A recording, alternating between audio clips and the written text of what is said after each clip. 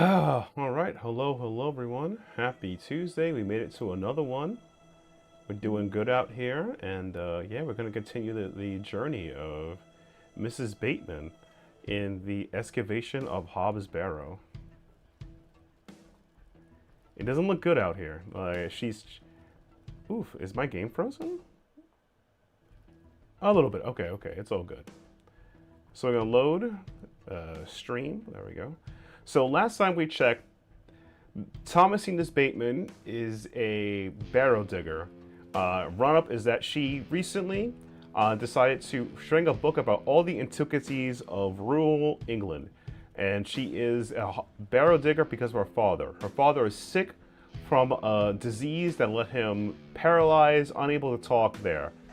And her father is a man of science, made her a woman of science. She's not married, but she decided to go to this quaint town of Birmingham. And in this town, they have this legendary barrow called the Hobbs Barrow. She was led there by a man called Leonard Shoulder, who he hasn't met yet. So she hasn't met yet, and has kind of pissed her off in a way because it's been like 2 days and she hasn't met her yet. So after getting all her equipment and everything settled, she found the barrow on her own. So let's continue the story. Let's continue the journey from then on. Yep. I've no desire to wander the furrows. Nope. Okay.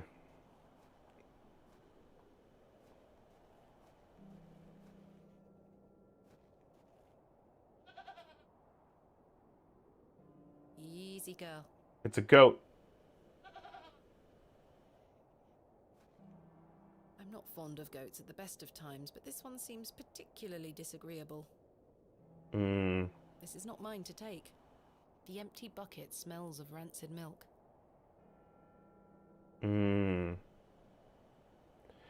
Guess go any further. Let's see what we can do up here. Let's knock on that door.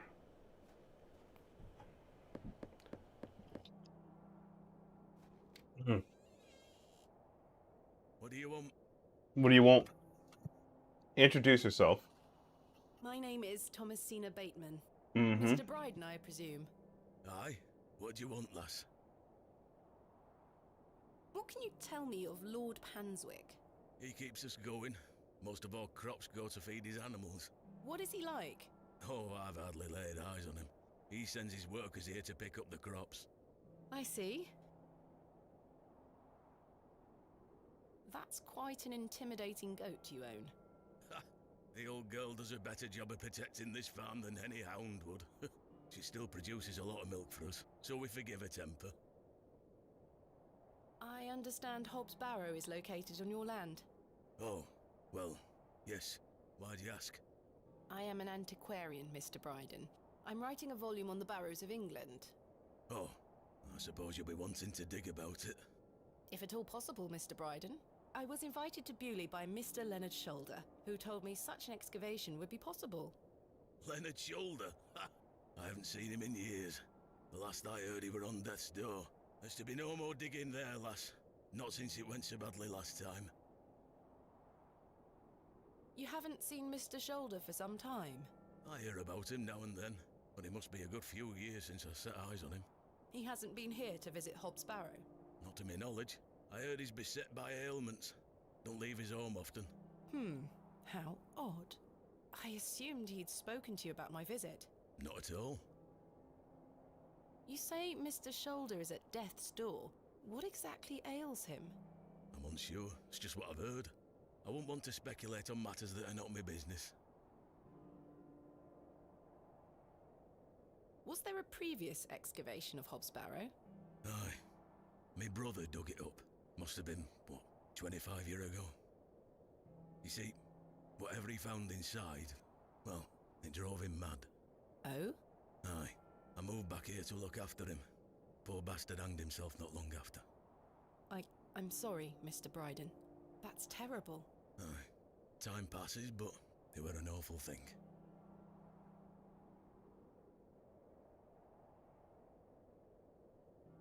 What did your brother find? Samuel. Samuel were his name. Sorry, what did Samuel find in the barrow? I don't know. But something went wrong. Afterward, he could barely speak. You couldn't make out a word like. That must have been hard. You lost a hand in that excavation too, you know. Goodness me, how? I try hard not to speculate on what might have happened, lass. I'd see him disappear into that barrow, dragging timber in with him. You'd hear him hammering away for hours. I offered him help, but he'd have none of it. Soon enough, he blocked the entrance off. To look at it now, you'd never know the thing we dug up. The landers reclaimed it. Who else was involved in the excavation? 2 others, I believe. Outsiders, perhaps. I can't say for sure. I think they left town pretty swiftly afterwards. I lived in Bakewell at the time. I only moved back here to look after Samuel. I took over the farm when he passed away. I see. What can you tell me about your farm? Samuel's fair-to-side. We're a fortunate family. The soil is fertile here. Crops grow without too much trouble. All the other farmers round here raise livestock. Even Lord Panswick. We grow feed for him. Most fortunate, Mr. Bryden.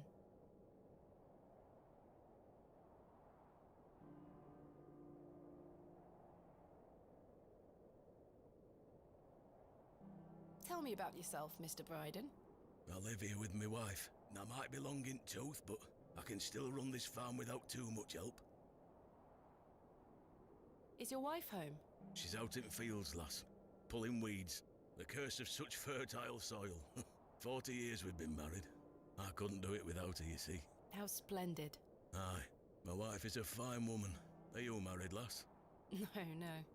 I've had my fair share of proposals, Mr. Bryden, but that's not the life for me. Marriage is an important institution. You'll find a man one day. I manage rather well without one, Mr. Bryden.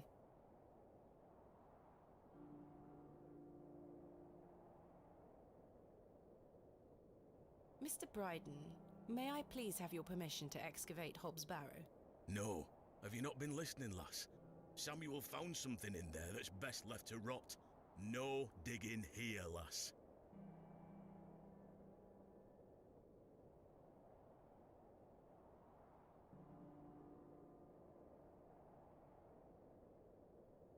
Wouldn't you like to find out more about what Samuel found in there? Perhaps. But Samuel boarded up that barrow for a reason. You don't want to tempt the same fate, lass. Perhaps I can at least see Hob's Barrow. I suppose you've come a long way to be here, lass. All the way from London, Mr. Bryden. Have you any proof of all you've told me? You wish to see proof of what, Mr. Bryden? I can't let any Tom, Dick or Harry wander around me fields. What proof have you of your claims? Thanks for your time. Ta-ra now. Here is proof that Mr. Shoulder invited me to Bewley in order to excavate Hob's Barrow. Leonard making bold promises, I see. Don't make me regret this. But yes, you can have a look at it. Thank you. Any road. Once you've set your eyes on it, you won't be wanting outdo with it. The place gives one a queer feeling. So where can I find it? Through that gate to your left. Just head straight across the top to the field there. After 10 minutes or so, you'll see Barrow, set on a hill ahead. Thank you again, Mr. Bryden. I really do appreciate it.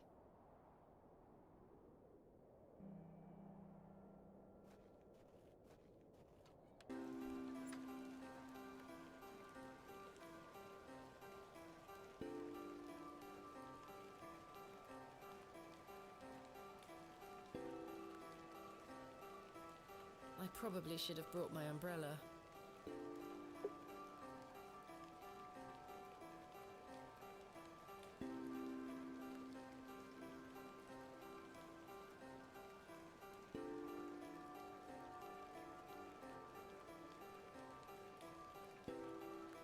AR. I haven't a clue what that could be referring to. Finally, here it is. Hob's Barrow.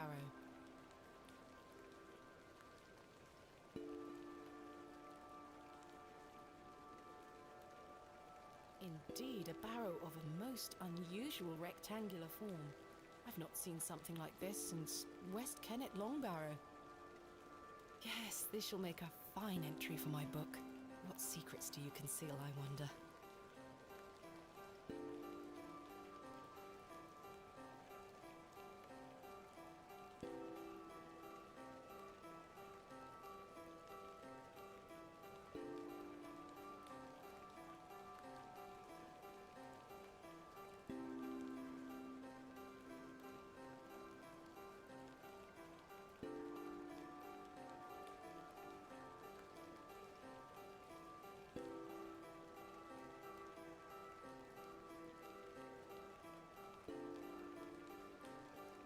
Smell. Earthy and sweet.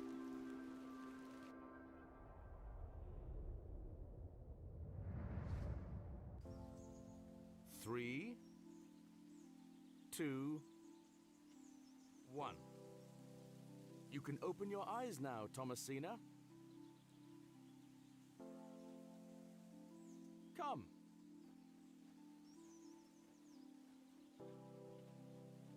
Are you ready for your first excavation? Yes, Daddy. Capital. Make sure you remember everything I've taught you. I have a feeling you might find something special. How exciting! I'll be watching from the steps, my little bird. Good luck! Thank you, Daddy.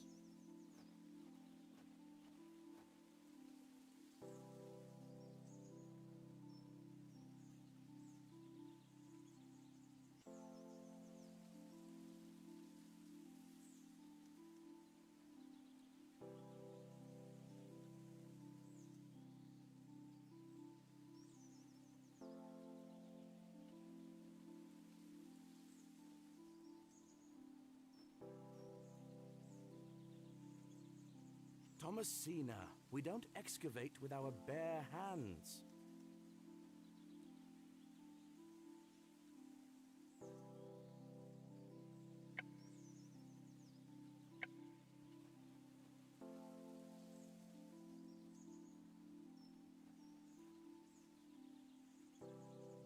Now I'm ready.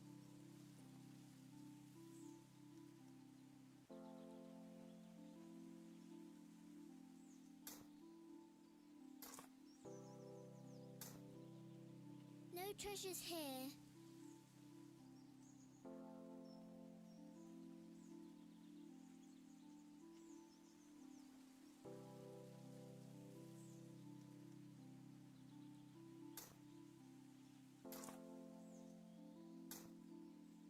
Nothing here.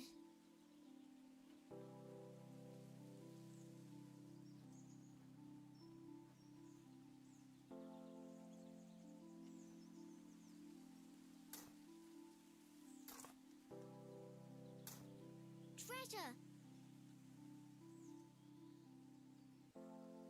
Daddy, I found the treasure! Look! Well done, little bird. Your first successful excavation. That urn you're holding is very old and precious. Take good care of it, all right? I will, Daddy. I promise.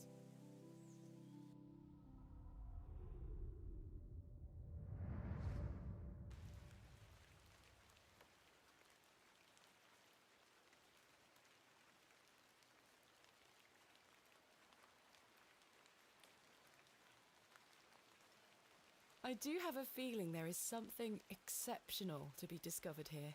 I must gain Mr. Bryden's permission to excavate. No, that's not it. In good time.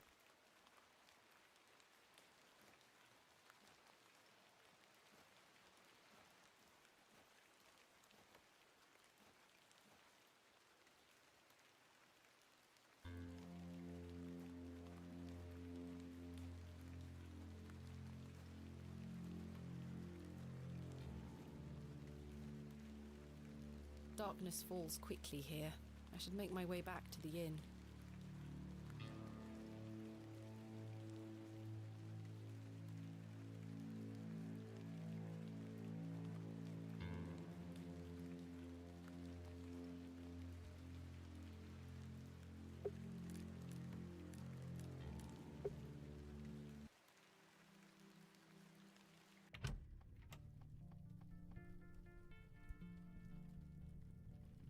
Good evening, Mr. Crozier. Evening. Thanks again for the fossil, lass. 'Tis truly a beauty. You're most welcome. How long have you been collecting fossils?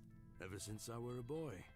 The moors look a barren place, but there are plenty of fossils to be found in the rock formations. All manner of creatures to uncover. Such a playground for a young lad. What's your favourite piece in your collection? The ammonite you gave me today. The most recent is always the best. Indeed. What about you, lass? Do you collect out? I do. You see, I'm writing a book on the Barrows of England.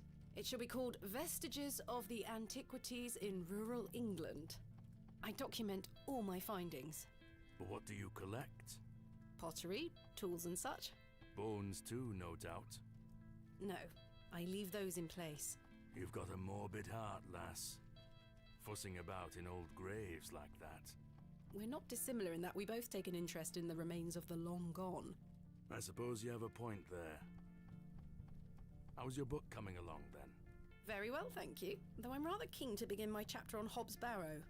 Thanks for your time. Aye. Speak to you later.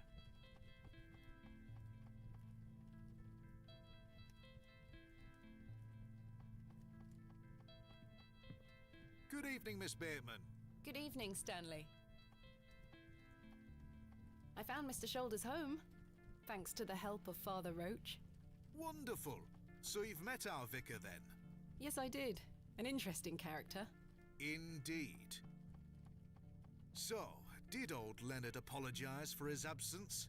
Not quite. He wasn't home. What is that man playing at? You tell me. Henry Long can talk, can't he? He's a colourful character.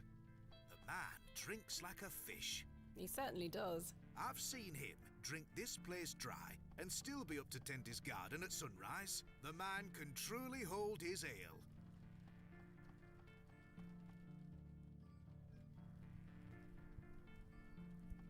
I found Hob's Barrow. Oh, remember what I said, Miss Bateman? There are stories connected to that place. Yes, stories you won't elaborate on, I might add. Don't worry about me, Stanley. I'm quite capable of warding off imagined fiends.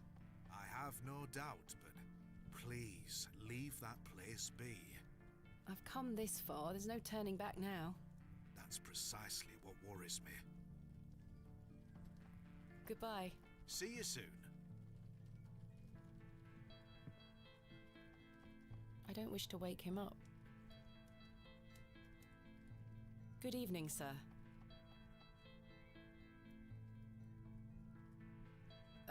I'll leave you to it.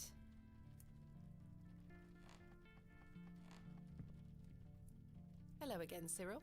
You're still here? Did Mr. Long convince you of the virtues of Bewley Station? What the hell do you think? Now bugger off and leave me to me drink. He seems even more wound up than usual. I must say, last night has rather put me off using these toilets.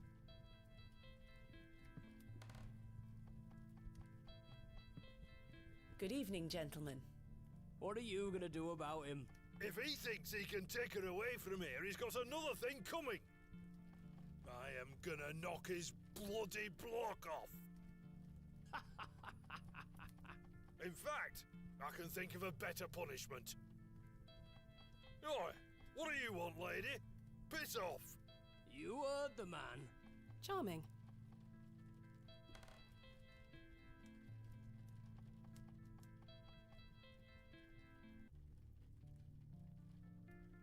The sun has set and rain has swept in. I shan't go out again tonight.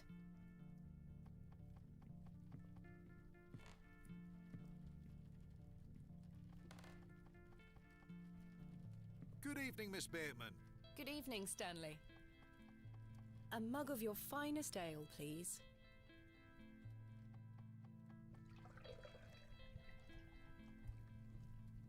There we are. That's 2 pence on your account. Thank you. Goodbye. See you soon. Time for bed. Tomorrow I shall convince Mr. Bryden to allow me to begin my excavation. Miss Bateman. How are you? Tired. Can I buy you a drink?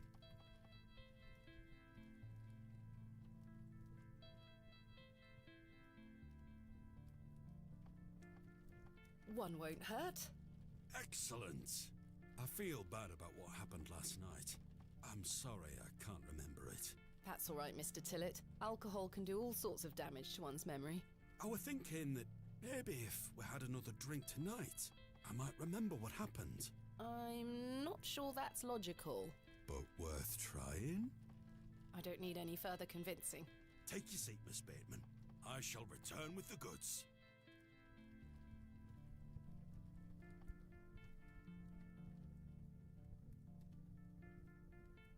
To Leonard's shoulder. Wherever he may be. I've been meaning to ask you something. Yes? Why did Leonard's shoulder ask you to dig up Hobbs' Barrow? Despite his disappearing act the previous evening, not to mention his questionable sobriety, I decided Mr. Tillett was to be my ally.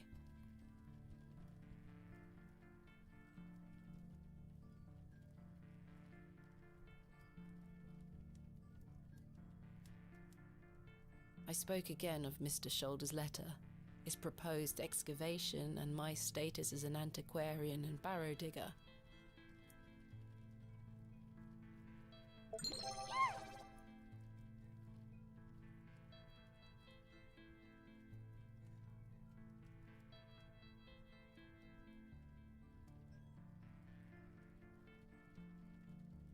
He was fascinated and quite excited at the prospect of meeting the soon-to-be author of a real-life book. You must find all manner of riches on your digs. Barrow digging is not all success, Mr. Tillett. Often I'll come across the likeliest of sites steeped in promise. We set to work with shovel and pick and all the other barrow-opening paraphernalia you can imagine. Every stone carefully taken down. Every shovel full of earth put dutifully through the sieve, and we find nothing. Or you may find a miserable remnant of animal bone or a shard of pottery hardly to be recognized from the peat in which it decayed. Sometimes it's as if some Neolithic humorist prepared an elaborate practical joke for your special benefit. It still sounds much more exciting than spending your days sitting in England's most remote railway station. Are you all right, Mr. Tillett? I've had another argument with Agnes. Your wife? Aye. She didn't want me coming to the plough tonight. Truth is, I've been drinking my life away since my mother passed. Oh, that's terrible. I'm sorry for your loss. You're kind, Miss Bateman. Thank you. It's been a year since the old girl left us. She had a horrible end, wasting away, day by day. Consumption got her. She was naught but bones by the end. I can't get the image out of my mind. She were everything to me. I'm so sorry. I apologise for going on, Miss Bateman. It's not appropriate. Don't worry, Mr. Tillett. I appreciate your openness. Used to love going for walks out in the moor, my mother and I, ever since I were a little one. She'd get a tear in her eye as she looked out upon it. She loved this land. I asked Mr. Crozier to build a bench, which we've erected at a favourite lookout spot on the moors. Margaret's Lookout, we called it. Aye. That's a beautiful tribute. Aye. If you take a seat there, do keep her in your thoughts, won't you? Of course, Mr. Tillett. I can relate in some manner. My father had an accident when I was very young. He's still alive, but he can neither move nor speak. He spends his entire life bedbound and incapable of communicating or looking after himself in any way. How dreadful. He was a barrow digger himself, an antiquarian of some renown. He taught me so much, even though I was so young. I think writing this book is my way of carrying on his work. It helps me reclaim those earlier memories of him, and I visit him often to tell him all about my excavations. Can he hear you? I've no idea. The doctors aren't sure. I'd do anything to make him better, Mr. Tillett. I'd do anything to bring him back to the man he was. I am in a state of suspended mourning for a man caught between life and death. Dreadful. just dreadful. We all have our weaknesses. Mine just happens to be my father. And what of your mother? A cold woman. We haven't talked in quite some time. I think she blamed me for my father's accident somehow. You were but a child. Indeed. She thus saw it fit that a governess should raise me as she spent her life grieving for my father. Well then, I propose a toast. A toast to what? A shared sense of loss. I'll toast to that, Arthur. Now then, enough of this wallowing. Let us be merry. Another round.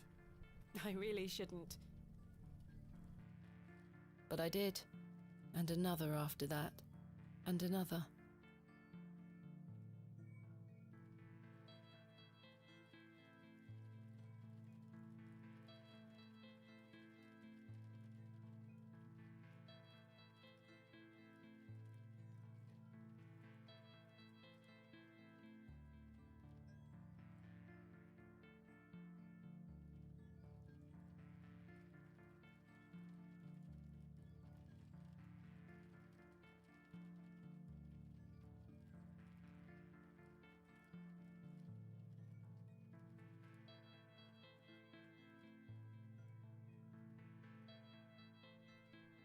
The frustrations of my visit to Bewley slipped away with each swill of Stanley's finest ale. We had great fun that night, Mr. Tillett and I. I treasure the memory. Go on then. Let's hear those pipes. Mustn't. Sing the song. You're incorrigible. Please. You'll make a sad man happy. Oh, all right then.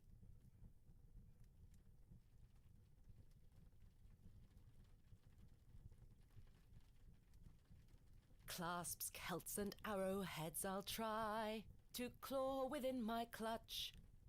And if a shield I should espy, I'll vow there ne'er was such. With popish tricks and relics rare, the priests their flocks do gull. In casting out the earth take care. Huzzah! I've found a skull!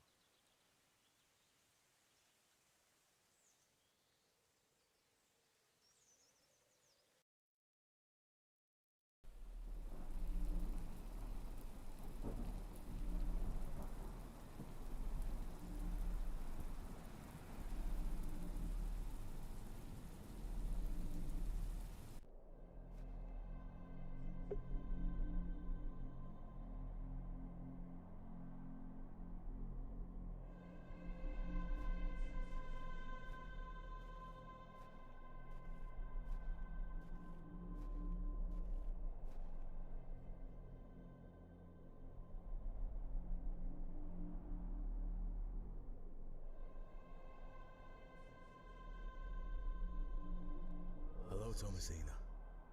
What is this? Who are you? I'm the one that saved your father. What do you mean? You were here 25 years ago. My father? You were deep down with the others. You were there, and something went wrong. I dragged him out. Impossible. I helped him then, and I can help him again. I don't understand. Believe my words. You'll find proof in morning. Now go.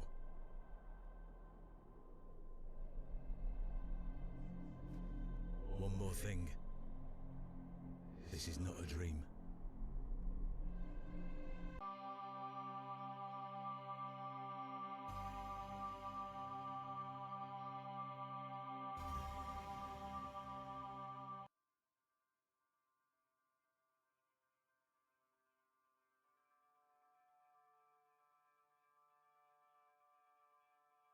Goodness, that was a terrible sleep.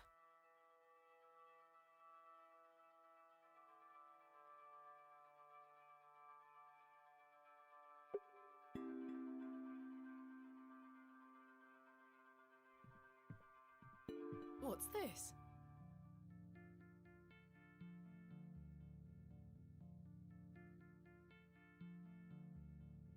There's a strange stone strapped to the cover.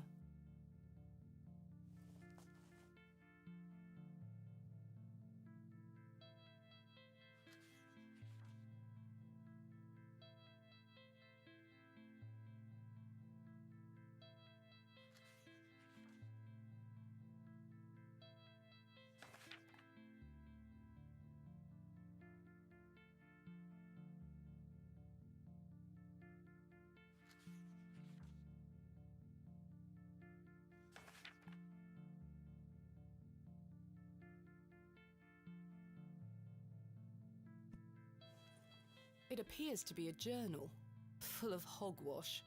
I don't recognize the handwriting. Maybe Stanley knows more about it.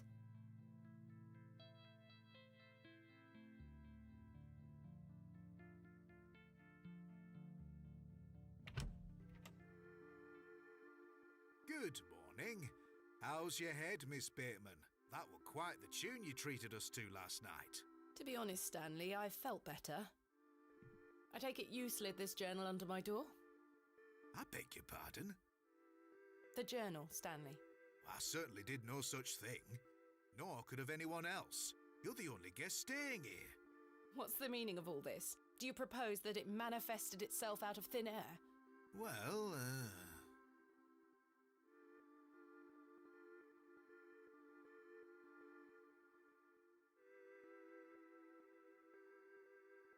I'm sorry. I just don't understand how else it could have got there.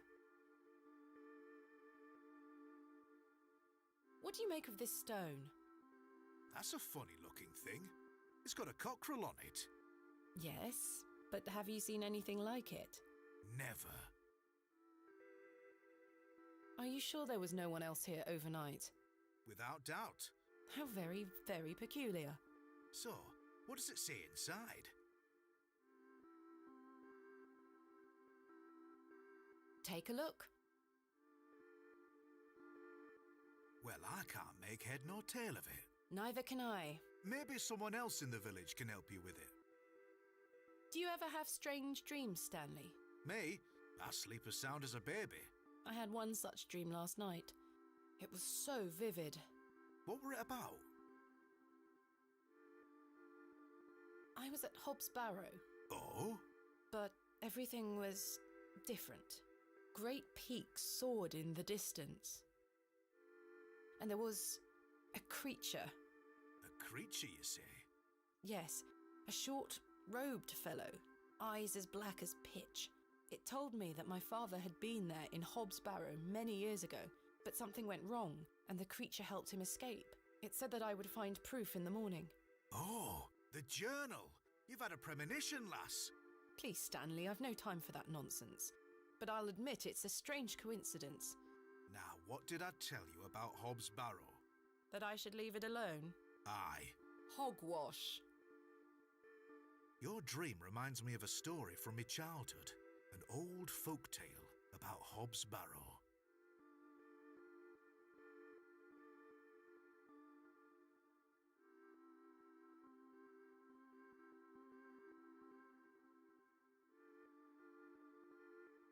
What is this folk tale you mention? Well, when I were a wee boy, there were talk of a goblin. They say he lived inside Hob's Barrow, hence the name, Hob's Barrow.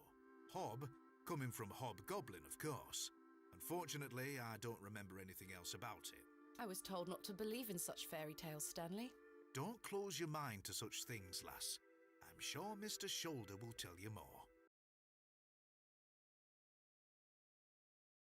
God. I've been talking, and I have no idea if you could be able to hear me for the whole time. Oh my God, I hate... How long was that for? 40 minutes. Oh my God, I hate this so much. Botch City. Oh, Scuffness. I love it. I love it. I love it. I have no idea if you guys were able to hear me or not before then, so I can't confirm that. And the summer's probably gone already, so I don't know if she could confirm that either. But yeah, sorry about that, Maven. If you couldn't hear me, apologize about that. Thank you for the follow. If I've repeated myself, appreciate the follow. Really helps the stream go far. But yeah, thank you for being here. Apologize for that. My mic was just not connected. Oh my God, I hate this. Anyway, continue. If I ever meet him. Goodbye. See you soon. Good morning, Mr. Kemp. Good day, Miss Tompkins. I'm here for his lordship's paper. Sorry, lass. Mr. Price hasn't dropped them off this morning. I heard he actually left the village yesterday. Indeed, I can vouch for that. Ma'am? Good day. Oh dear. His lordship won't be pleased. My sincerest apologies, Miss Tompkins. I'll come back in a few days. Ta-ra. Goodbye. Ta-ra. There's a knife on it. Yo, can I take that knife? Goodness me, I can't budge it. Be careful, Miss Bateman. You'll cut yourself. I spent all morning trying to get that bloody thing out. I shall be having words with that scoundrel next time he shows his face.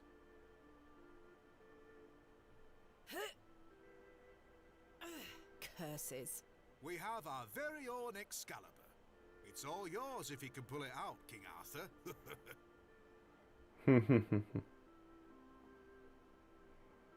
I do not wish to damage Mr. Kemp's table any further than it already has been.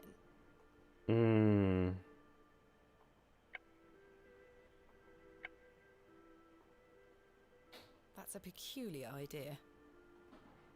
Use it for grip. No, that's not it. I do not wish to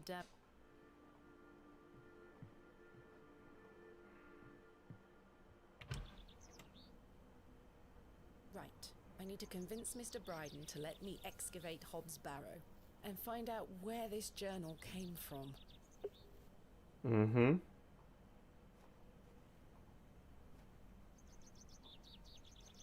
Good day. I'm still setting up my stall. Come back later. Oh, I'm sorry. Come back later. Come back later. Yeah. Boy. Good morning, Father Roach. Ah, Miss Bateman. What a pleasure to see you again.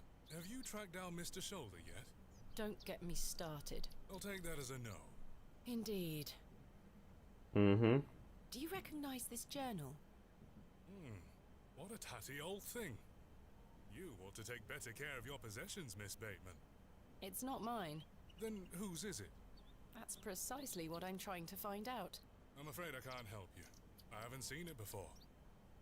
What do you make of this stone? I don't recognize the symbol from any Christian iconography. Did you make it yourself? No, never mind. Lord Panswick. What do you know of Lord Panswick? What do you know about Lord Panswick? A rather important fellow around here. His vast land holdings give many a steady employment. I hear he is renovating an old chapel on his land. Aye, I've heard such reports. He believes this to be a godless land. Something I wholeheartedly disagree with. To which god his chapel will be dedicated to remains a matter of concern. Why do you say that? Oh, my apologies. Don't listen to my oafish conjecture. Let us move on. So Lord Panswick is a rich heretic, I would say. What brings you to the square today? I'm meeting a couple of young congregation members to go over some scripture. You're welcome to join us. Thank you, Father Roach, but I have quite a busy day ahead of me. We will be at St. Edmund's, should you wish to join us later. Thanks for your time. Lord be with you. And also with you.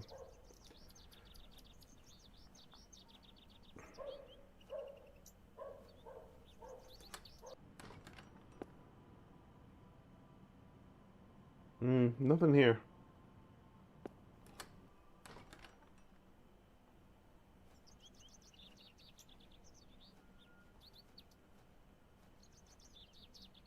Thomasina! Hey. Good morning, Arthur.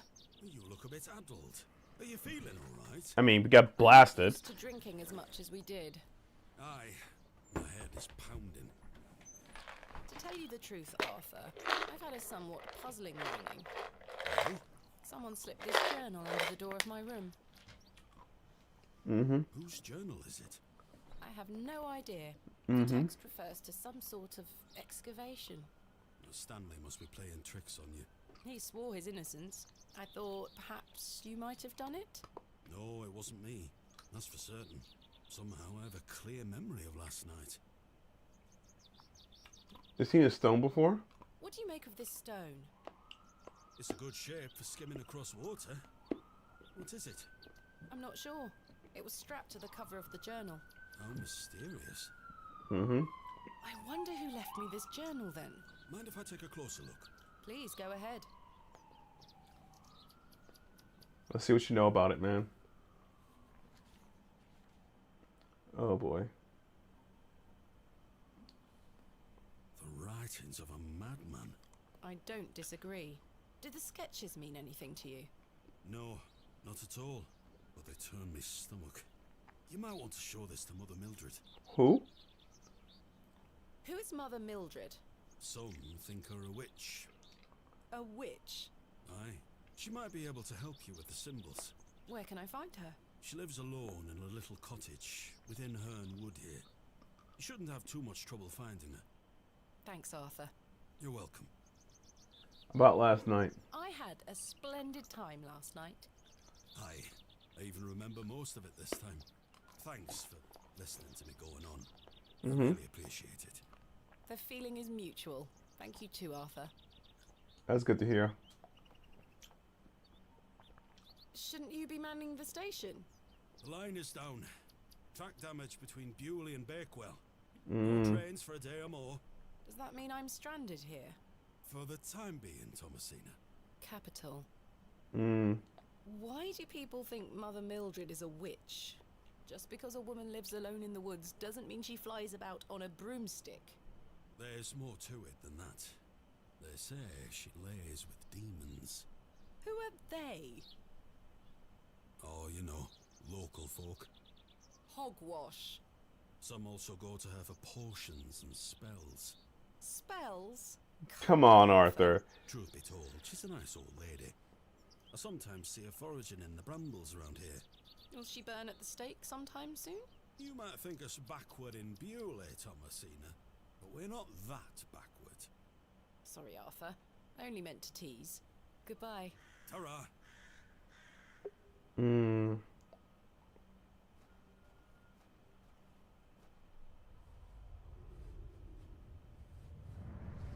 Yep.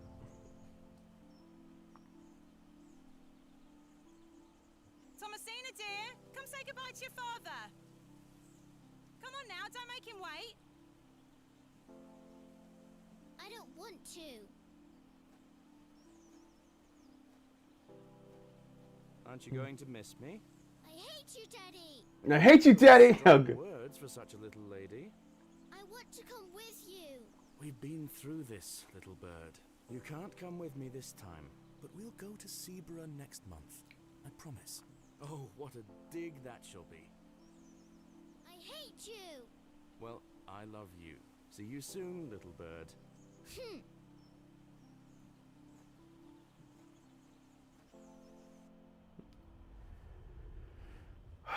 That was the yeah. Oh no. You never got to see Barrow.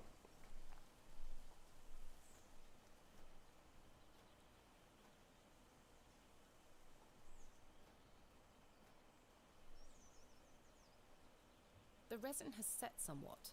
It's firmly gripped to the stump. Could chisel it out, right? I've collected some waxy resin. Cool.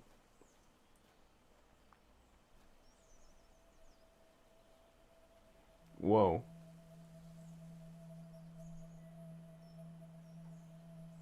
Please, forgive my intrusion. Are you Mother Mildred? Mm-hmm. Some call me that. Hey, so what was this morning? I'm Mildred Walker, given as that's my name. Apologies. Thomasina Bateman. I think we met at Bewley Station. Yep. I take it Panswick's men have cleared off. Good riddance. Those ruffians would cut their own noses off if he asked them to. I recognised you the moment I laid eyes on you at the station. I beg your pardon? Oh, yeah, it's quite a striking family resemblance. You have your father's eyes, Miss Bateman. What? You knew my father? Such piercing blue eyes he had. What a handsome young man. William. He was here, in Bewley. Oh, yes. Yeah. A long time ago, mind. 25 years by my reckoning. But I'll never forget those eyes. Oh my god, that's crazy. Alright, chat, I'm going to be back shortly. I'm going to take a quick break. I apologize for the audio cues issue, so I'm going to wrap up everything I said earlier. I was talking about what happened in the earlier, what happened, how Thomasina Bateman got to this point. She is, as you probably see through the game at this point, she's a antiquarian. She wants to write a book about, barrows in all of England. She found this town through Leonard's shoulder. That guy's been ducking her for like 2 days now. It has pissed her off, as it should, and she's finding weird things about this town, and her father's been here. So that's something they should be worried about. Anyway, I'll see you guys shortly in like a minute or two. I'm just gonna set something to boil, get with some warm drink, because it is cold out here. So I'll see you guys soon. Bye-bye, everybody. For now, ta-ta-ta-ra. Somewhat longer wait than usual. Hopefully the game will pop up by now. And there we go. The game popped up. So it took a while to brew some coffee. I have my favorite brand of coffee, espresso. I use espresso man now, but it's Nescafe Gold Espresso. It's like so good. It's my favorite. Smooth. It's smooth like jazz. So good. Makes me feel so good on the inside. It's such a good meal. Some of my father. Why was my father in Bewley? You were helping Samuel Bryden excavate Hobbs Barrow. You must be jesting. Do I look like I'm jesting? No. Journal. I understand you might be able to help me comprehend the contents of this journal. A journal, you say? Yes, it was slipped under my door. I have no idea who it belongs to. Mm-hmm. It contains peculiar drawings and strange passages. Arthur Tillett told me you might be able to help. I'm not a witch, you know. I didn't think you were, Ms. Walker. Good. Well, let me take a look then. These drawings mean nothing to me, I'm afraid. Oh. But I think this belonged to your father. Why do you say that? This journal contains an account of when I met him, you see. You don't recognise your own father's handwriting. It's been so many years since I've seen it. Interesting. I'm telling you, chat, espresso is so good. Oh my god. What do you make of this stone? I-A-W. I haven't a clue. Perhaps it's an old folk trinket, or a talisman of some kind. Probably. The Moors are steeped in folklore. The excavation. What can you tell me about the excavation? Well, not much. I only met your father twice. The last time he asked me if I knew anything about binding magic. Binding magic? He said he needed it for the excavation. Hogwash. My father is a man of logic and reason. Why would he be asking about such nonsense? Perhaps you don't know him as well as you think you do. Anyway, I know nothing of magic and told him so. He seemed disappointed. I never saw him again, but I understand the excavation went ahead. Samuel Bryden hanged himself not long after. Reason enough for you to stay clear of that place. Wait. Mr. Bryden's brother? Oh man, that's nutty. What do you think my father meant by binding magic? I've no idea. He didn't explain more and I didn't wish to pry. Fair. This just doesn't sound like my father at all. You'll have to ask him yourself. I'm afraid my father has been incapacitated since I was a child. He cannot speak nor move. Terrible. Oh, I'm sorry. It's fine. He's doing just fine. The landlord of the Plough and Furrow told me about a folk tale associated with Hobbs Barrow. Something about a goblin. Are you familiar with it? No doubt there is such a tale. Name any beastie you can think of and someone round here will have a story about it. My thoughts precisely.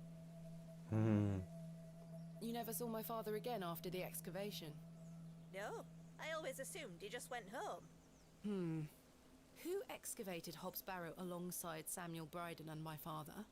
From memory, it were just the two of them.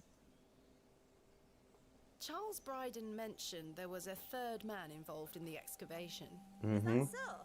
Well, you'd best ask him about it. He knows more than I do. That he does.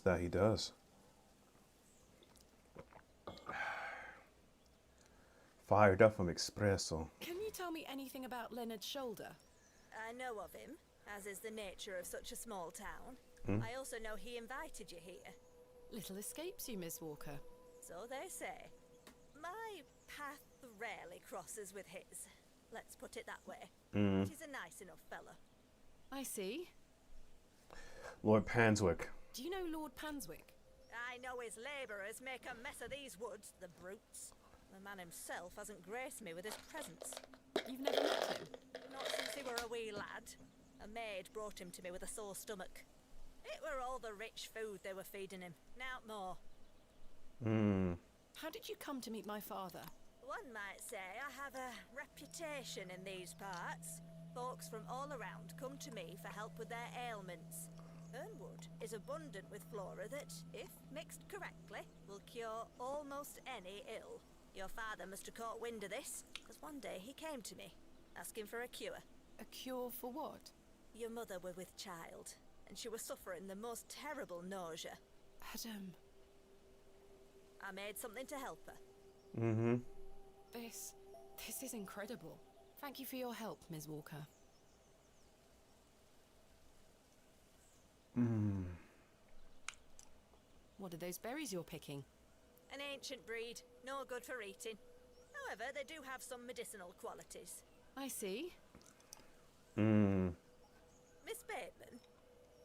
Yes. Remember what I told you when we first met? You're better off waiting for the next train back to the city. Why? Something terrible happened to Samuel Bryden in that barrow. I mean, yeah, he's straight up, yeah. I'd wager it got to your father too. Tell me you won't disturb Hobbs Barrow. I can't make that promise, Mildred. Can't say I didn't warn you. There is something unnatural about that place. Yeah. We must seek to understand the world by rational means, Ms. Walker. One cannot abandon reason. A philosophy I hold dearly to a certain degree, but Samuel upped himself and your dad is in a coma. Thomasina! Thomasina, come here this instant. I'm playing with Josephine. She can wait. This is very important.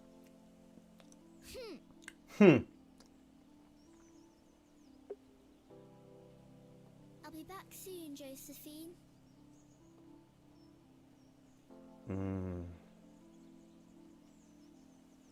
What is it, Mummy? It's your father. Daddy's home? No, my dear. I must go to Bakewell with haste. Miss Bowes will look after you whilst I'm gone. Is that clear? Where's Daddy? He's had an accident. What happened? He's come off his horse. Silly Daddy. Will he be all right? Of course he will be fine. Oh no. Your father is as strong as an ox, but I need to go collect him, all right? Can't I come too? No, dear. Miss Bowes will look after you. But I want to come. Go pick up your dolls, then come inside, all right? Yes, Mummy.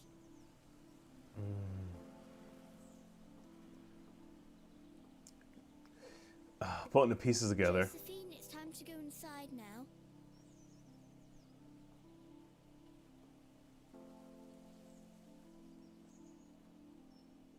Where did Mummy go? She ditched you when she could, yep. Oh man. Oh man, it's kind of all coming together.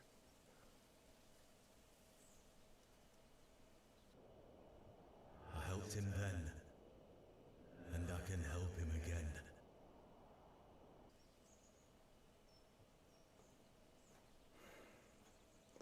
I don't think so. Arthur, you won't believe it. The journal belongs to my father. He was here in Bewley. Arthur? Hello? Oh, sorry.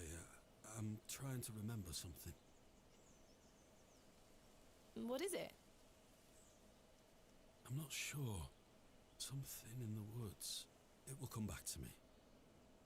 What's going You on? say your father were in Bewley?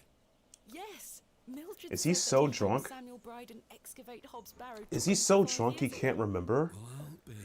Like his stupor memories? Let's talk about it tonight at the plough. Just give me I guess Senpai. I think you changed your handle, but yeah, I'll be doing well, buddy. Arthur, I must tell you about the dream I had. I was Appreciate at you Hobbs stopping by, Barrow though. and there was a creature. It told me it saved my father from something inside and that I would find proof of this in the morning. Sure enough, Have you when I had- woke, the journal was in my room. Have you gotten a chance to And play Nordic Yeast, confirmed the journal belonged to Yeast my Nordic, father. Yeast X Nordics yet, Red? The creature told me it could help my father again. I mean, it was merely a dream. I don't know what to think anymore. Arthur? He's drunk, isn't he? Arthur, are you listening? Fine then, we'll talk later. I hope you piece together your memories. I'll leave him be for now. He's kind of lost in the sauce.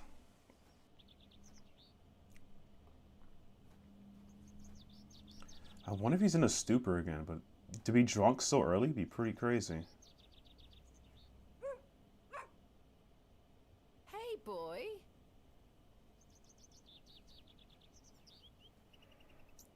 Okay.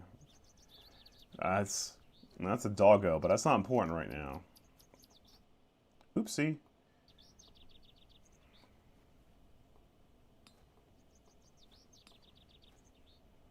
Good day. Hey up. Hey up. Oh, hey up. Hey up. It's like hey up. The bootleg version saying Ayo. Look at this, Mr. Crozier. It's my father's journal. Oh, aye? Why are you showing me? Did you slip it under my door last night? Ha! Have you gone daft? Why would I have your father's journal? Never mind. Did the sketches inside mean anything to you? Looks like a load of rubbish to me. Hmm. What do you make of this stone? Don't look like out to me. Hmm. I found out my father visited Bewley 25 years ago. William Bateman, perhaps you remember him? I would have been just a lad. What were he here for? That's what I intend to find out. Are you familiar with any local folklore? Oh, aye. The old cobbler used to tell me some right stories. Swore he sold a pair of boots to a goblin when he were a young man. A goblin, you say? I take it this cobbler was a regular at the Plough and Furrow? Never drank a day in his life. Sober as a judge. Have you been to the Devil's Toe? Yes, I'm familiar with the cairn. Some say they've seen the goblin's daughter there, playing her fiddle. Can't say I've seen her myself, mind. Do you know any other stories about this goblin? I don't have the time to be standing here gossiping about old wives' tales. Apologies. That's everyone. I'm having some trouble extricating a knife from a table in the Plough and Furrow. Might I borrow a pair of pliers? A knife, you say? I can get that out for you. That's very kind of you, Mr. Crozier. Think nothing of it. Wait here.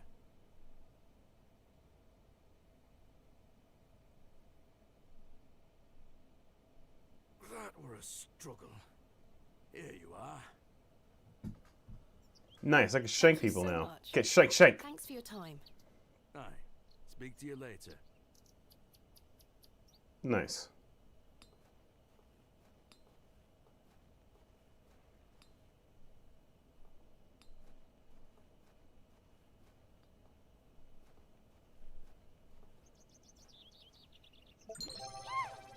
Oh my God, Momly T, thank you for the follow. I deeply appreciate it. Welcome to the squad. I appreciate it. I really enjoy your latest live stream. I'd love to be your fan and meet up on Discord using new tag.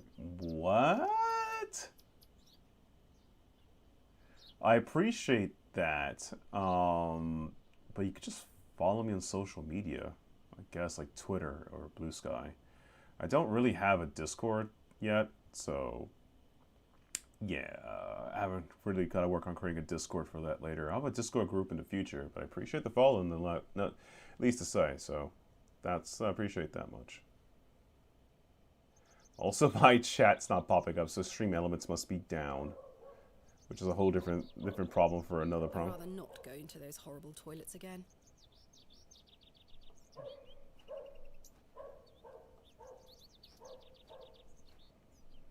Let's see what Wally's up to. Hello, Wally. Go away! You gave the door back to my sister. It wasn't very nice of you to bury her favourite toy, Wally.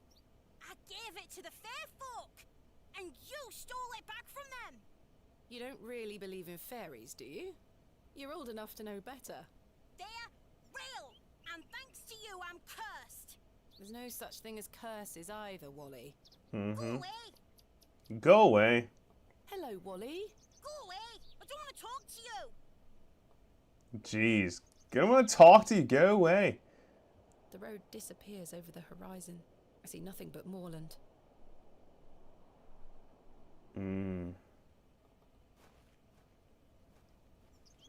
Double click. I think now I have the knife. What can I do with the knife? So it's poke people, I guess.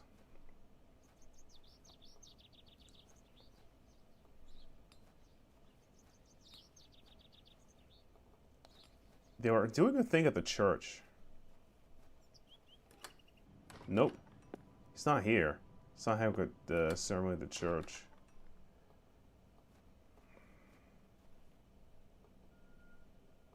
In memory of William Ager.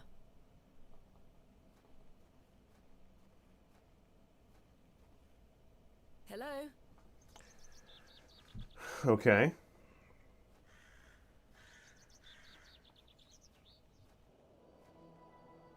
Excuse me, sir. Yes? Did you see a young girl with blonde hair pass by here? No, lass. There you are. Are you Thomasina Bateman? I don't look at this guy. That's so evil, man. That evil smile.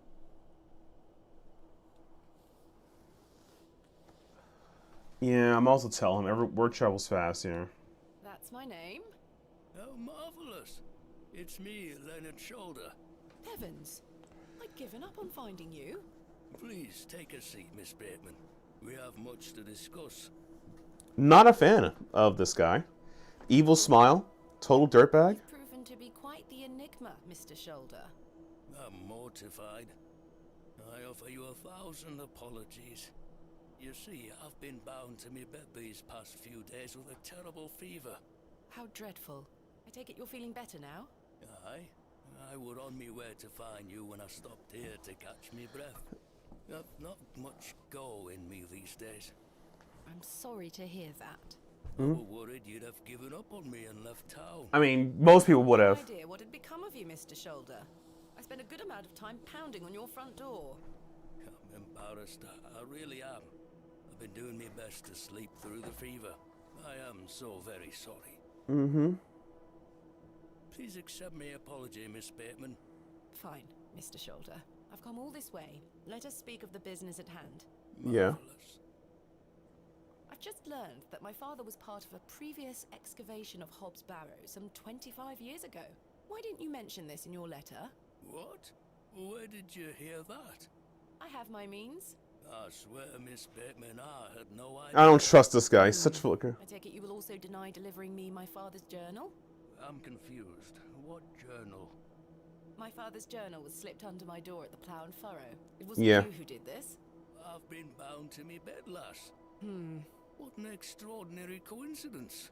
You are following in your father's footsteps. It would seem so, Mr. Shoulder. Yeah, just lined up perfectly.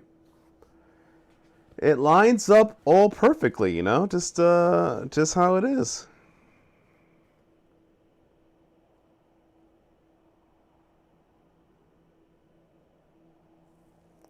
Just all perfectly, you know? Why did you invite me to excavate Hob's Barrow? I've always been curious about the colourful folklore surrounding the place. My father told me all sorts of stories about it when I were a wee fellow. Stories that some folk around here take a little too seriously, especially after those lads entered the Barrow a while back. How did you know about me?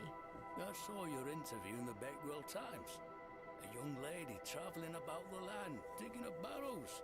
Perfect for the job. But why do you wish to excavate the Barrow? I want to see what those lads found in there. My curiosity has grown over the years. Now it is time for the mystery to be solved. I hate his that face. I am rather eager to find out what's in there myself. That evil smile. I've managed to find Hob's Barrow, but Mr. Bryden is yet to give me permission to excavate. Is that so? Keep trying. You'll relent eventually.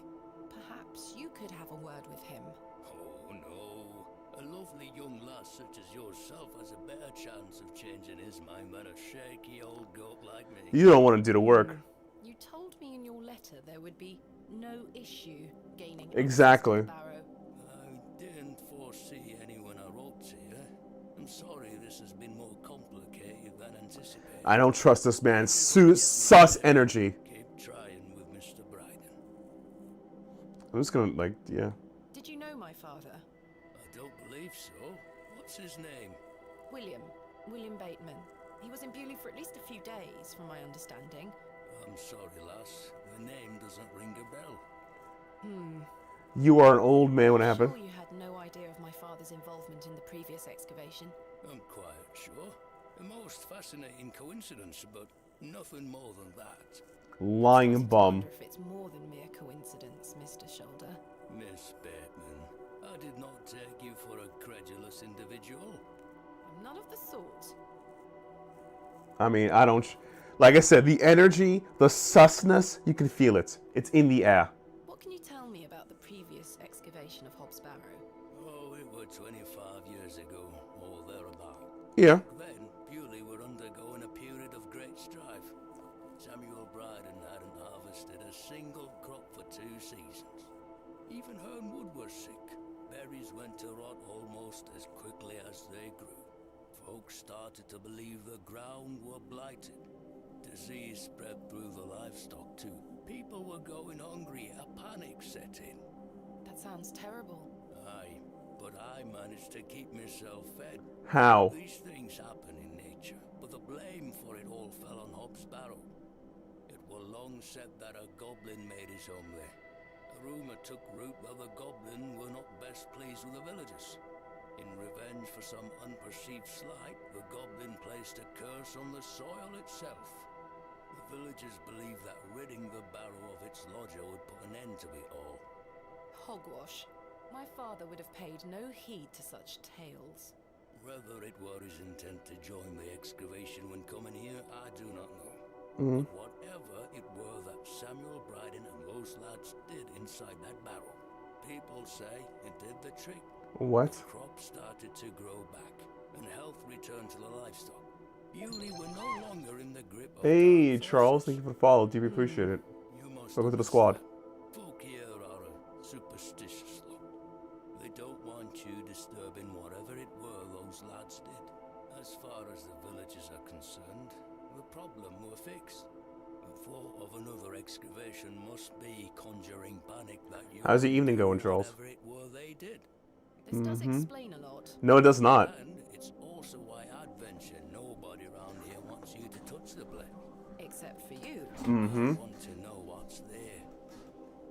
Surely you don't believe these tales of goblins and curses to be true. Not at all. However, I suspect those lads did find something in the barrow. But did it have any connection to failing crops and dying livestock? No. I can assure you there's nothing to fear. Nothing to fear of a place I've never been to before. Supreme. So what do you think they found? That is for us to discover. I don't trust this man. Sus energy, that a creepy smile. Man who joined my father and Mr. Bryden on It the was him. I excavation. swear it was him. I'm afraid I think it was him. I think it was him. Oh, I'd heard about the 25 years ago, you've been healthy as an ox. I mostly stayed at home during that time. Stay at home. Okay. Stay at home, dad. Okay. Intense for me liking. And besides, the excavation were undertaken with an air of mystery about it. Anyway, an ad's about to pop up in 45 seconds. For everyone who doesn't know, there's 3 minutes ad running on stream. If you wish to support, if you want to skip those ads, consider giving a sub to the channel. Really support the stream, help it go far. All the revenue from the stream ads goes directly to me, obviously Twitch, blah, blah, but to me, which helps improve the stream, etc., etc. All that helps the stream. You could sub to the YouTube page. All the revenue from YouTube does not go to me. It goes directly to my editor-in-chief, and he can run the website, everything else. So if you want to support me financially, consider subbing the channel or dropping bits. It really helps to go a long way. And without the way, hope you guys enjoy the ads if you're going to see those ads. Tell me more of this folklore you mention. It is said that Hob's Barrow is home to a goblin. Everyone in Bewley has some version or another of this story. But the version my father told me as a child described the Barrow as a thin place. The goblin were deemed to be the guardian of this so-called Thin place. How did you know about... Like, this guy is just so sus, man. I think he was the third guy at the third excavation, man. What is a thin place? A place where one can walk between worlds, where the flesh meets the spirit world. Just superstition, of course, as you will know. Tell me more about this goblin. Some said he were a mischievous little mite, snatching newborn lambs and smashing windows with pebbles. Others said he were friendly, there to lend a helping hand in times of strife. The latter of which makes it all the more surprising as to why the previous excavation took place. My father's stories put the goblin in the mischievous category. Saxnot, he called the creature. Saxnot, huh? I recall one such anecdote, that Saxnot entered Bewley and ordered a pair of boots to be made by the goblin. However, when collecting them, he insisted on paying for them with a bag of sow's teeth. The cobbler was so scared of angering the goblin that he accepted. A colourful tale indeed, Mr. Shoulder. Has any explanation been offered for why this Saxnot cursed the soil? Your guess is as good as mine, lass. Oh, that's weird. What do you make of this strange stone? A carving of a cockerel? Yes, it was strapped to my father's journal. Do you think it could have something to do with the previous excavation? Possibly, though I'm not aware of the motif having any meaning around these parts.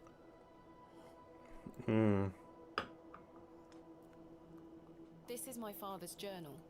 Incredible. Can I look inside? You may. Look at these drawings. Wonder what it all means. You and I both. It all feels very out of character for my father. I'm sure you'll find the answers beneath the soil, Miss Bateman. My dream. I had a peculiar dream last night. I met a creature at Hobbs Barrow. I suppose you might say it was a goblin. It told me it had saved my father from trouble inside Hobbs Barrow. I'll admit the coincidence of this is somewhat astounding. A remarkable coincidence, but nothing more than that. But there is still one thing that puzzles me. The goblin told me proof of its claims would await me in the morning. Surely enough, I awoke to find that my father's journal had appeared in my room. Very queer indeed. Mr. Shoulder, you invited me here to a town 25. I never heard of, only for me to discover that my own father was here 25 years Exactly. ago. And not only that, but that he was also embroiled in some sort of superstitious hysteria which goes against everything he ever taught me. Something is wrong here. This must be more than mere coincidence. True. Strange, I'll give you that. But please remember who you are, Miss Bateman. Is this your glove? I've been looking all over for that. Where did you find it? In the alley behind the plough and furrow on the night of my arrival. Were you there? As I say, I've been bedbound for several days. This guy's lying. Can I please have it back? Here. Thank you. Just straight up openly lie. That horrible smile on his face, that was not normal. We're peas of the same pod, Miss Bateman. I knew you wouldn't be frightened by a few old stories. It will be interesting to see what those lads found in there. Certainly. Thank you so very much for responding to my letter and for coming here. We have some great discoveries to make, you and I. I sincerely hope so. And a chance to follow in your father's footsteps. Right, time for me to shift these old bones. I'm to take me a spot of the plough and furrow. I'll be there all night should you need me assistance. Thank you, Mr. Shoulder. I'm sorry again for giving you the runaround. I promise I am not beyond redemption. I won't let you down again. See you soon. I was starting to wonder if Mr. Shoulder even existed. This guy, it's just all off, man. The vibes are off. The vibes are all off, man. The vibes are all off. This guy is something off with this guy. I think he was the third man.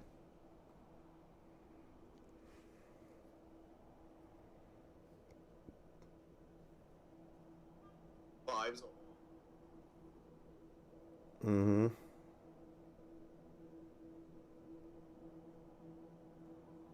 The vibes are just off. Mm-hmm.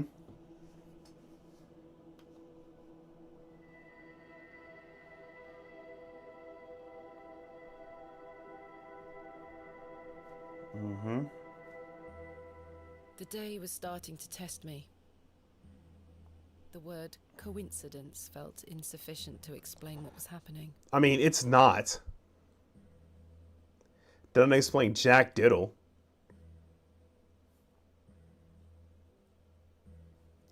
That doesn't explain a damn thing. I mean, it's just like, okay, this is just sus.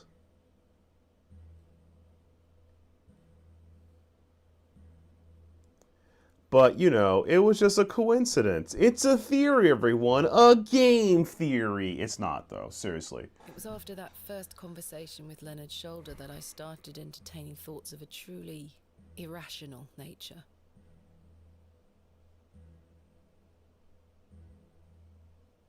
Mm-hmm.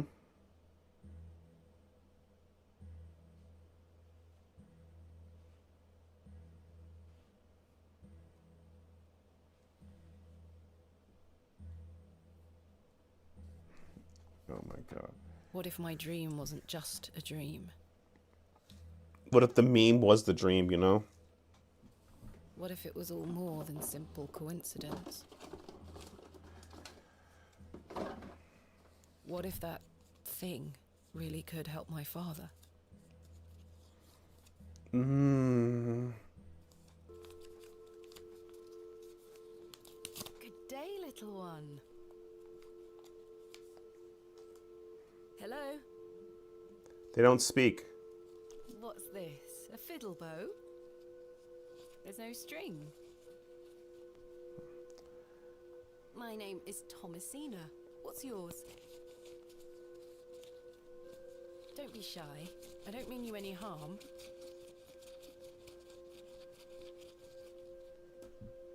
What are you doing out here all alone on the moors? Do you live here? Would you like me to fix your bow so you can play your fiddle again? Yes? Hey!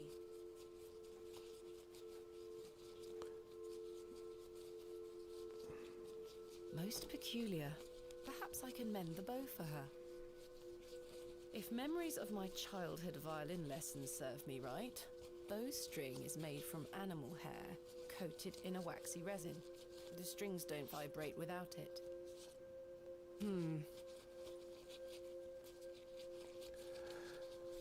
We got a resin, so I found that on my own, because I am a genius, a voice of a generation, so, you know, that part's done.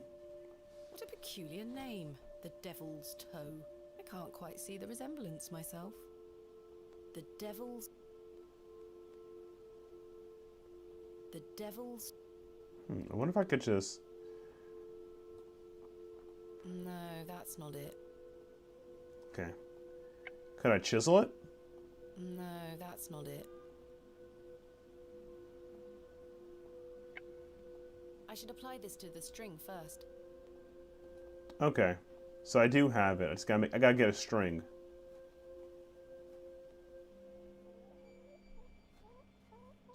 Chicken! You're a sweet little thing, aren't you?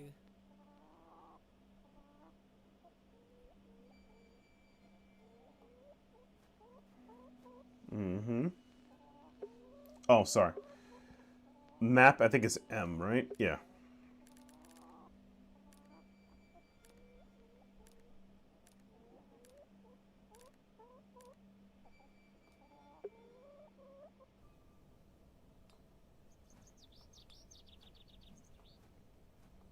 There was a dog that ran by me.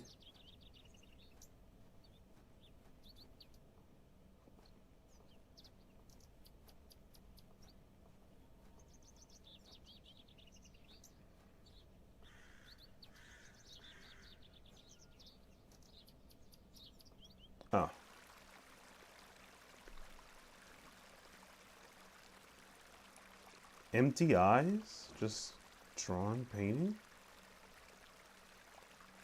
Hello, dear. Good day. Sydney, must you be so unruly? Run along home now, won't you?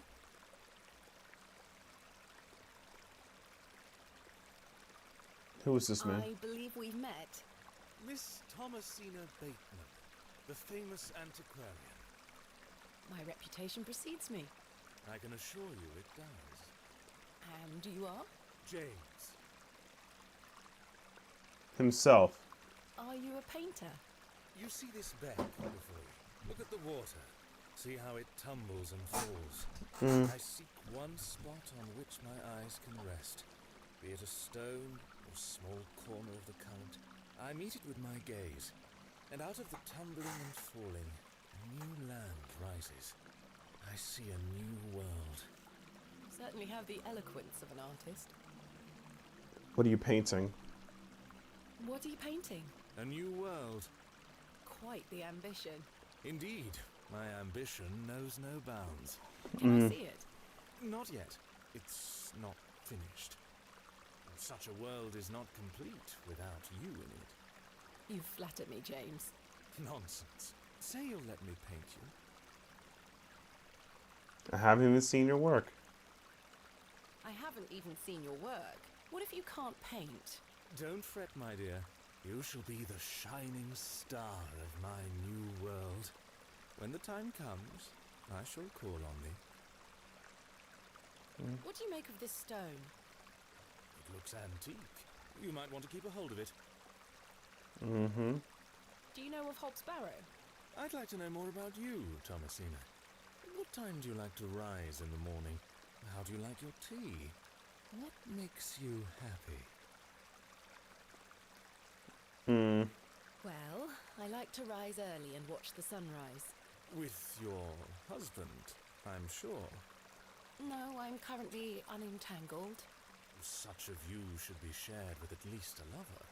Do you deem yourself fit for this position? Indubitably. But do go on.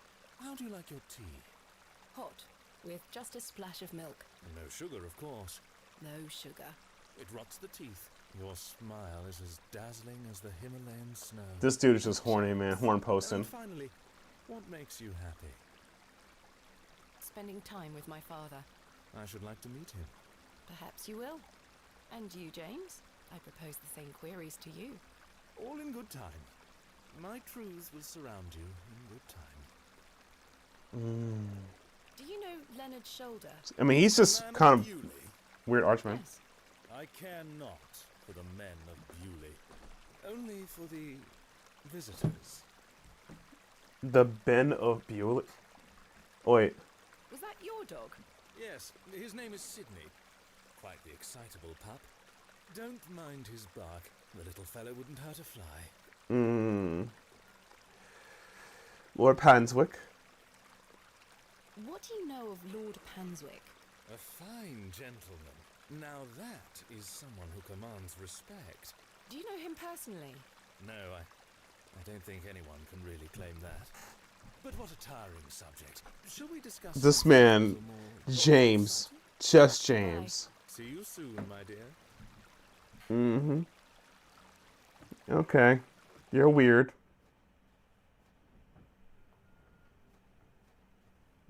Back into town.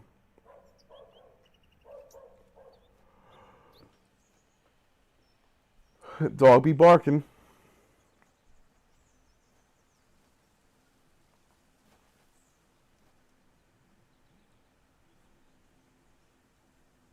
A fox.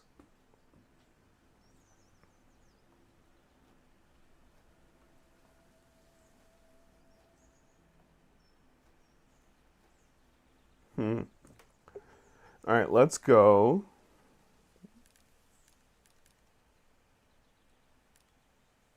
To the farm.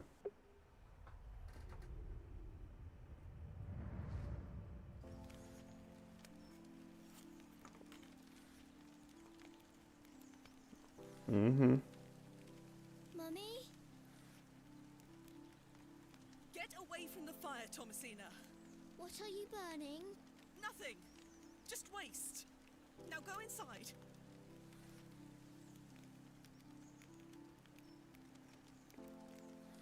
That ain't normal.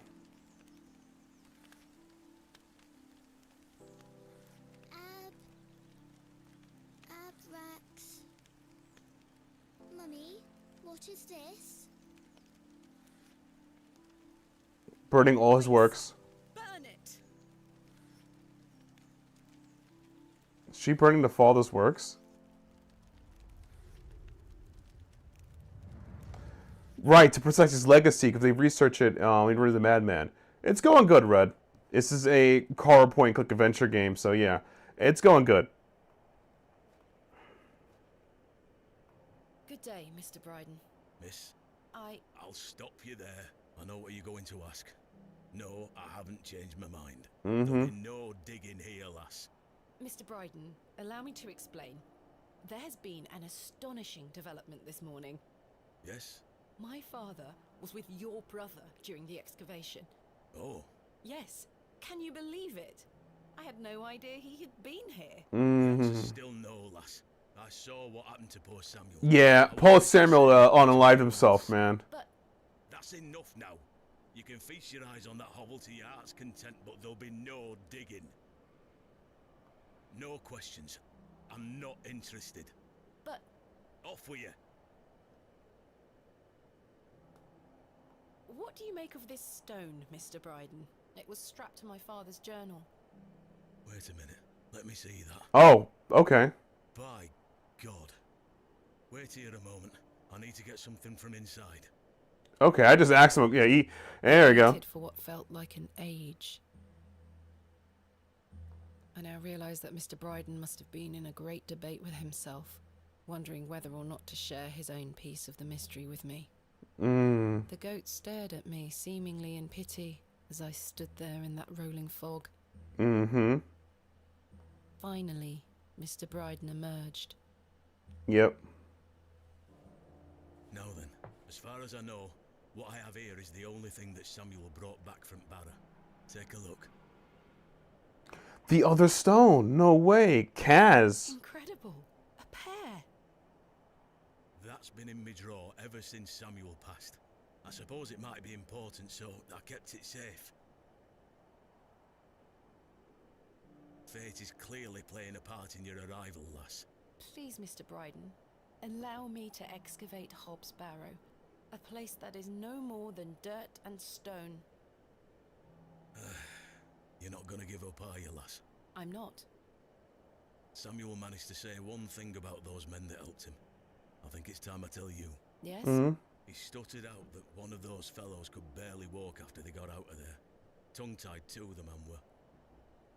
My father. You what? My father. He had an accident around 25 years ago that left him bedbound and unable to talk. Yep. Aye, could be him. My mother told me it happened in a horse-riding accident. Samuel boarded up that barrow for a reason. Something unnatural occurred, I know it. And we probably shouldn't be going. Let's rely on our rational faculties to explain any... Promise me you'll be careful. Any sign of trouble, leave without hesitation, and we board that accursed place up again. Understood? Wait, you're giving me permission to excavate? Aye. Against me better judgment. I don't have the energy to stop you, lass. Thank you so much. I am grateful. Don't make me regret my decision. Take Samuel's stone. Are you sure? Aye. Give it back to me when you're finished, though. I promise. Thank you. I'll be sure to show you my discoveries, Mr. Bryden. I'd rather you don't. Now then, I've got things to get on with. I don't suppose you can spare any labour to help me with the dig? Don't push your luck, lass. Market's on today. Plenty of able-bodied men about. Ta-ra now. And like that, I finally had permission to excavate Hob's Barrow. As exciting as that was, I was distracted by what Mr. Bryden said of his brother's associate. Yep. There was no doubt in my mind that father was the stricken man he spoke of. You told me he was crippled after coming off his horse. Why did you lie to me? To protect me? To stop me from following in his footsteps? You failed. And so did Charles Bryden. He should have said no. Oh He no. should have never given me that stone.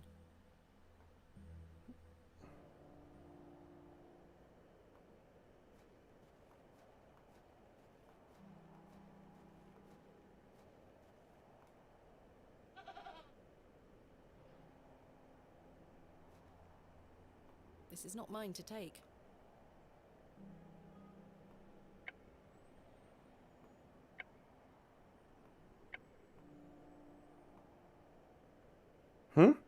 That work? No, that won't achieve anything useful. Goat hair is much too coarse to be used for bowstring.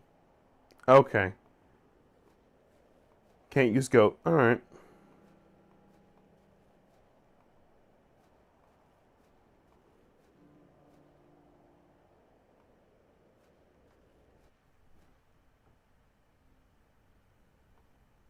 This appears to be a recently dug, unmarked grave.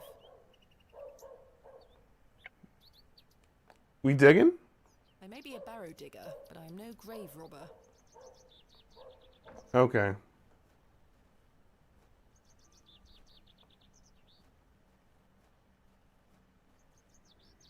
Hey, we got market day.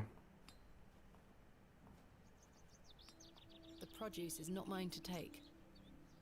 The produce is not mine to take. Good day. Freshly picked apples, miss. Would you like to try one on the house like?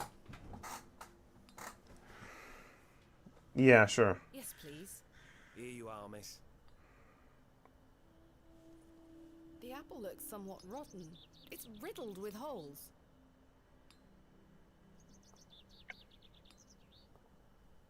I'm not sure what that would achieve. The apple looks somewhat rotten. It's riddled with holes.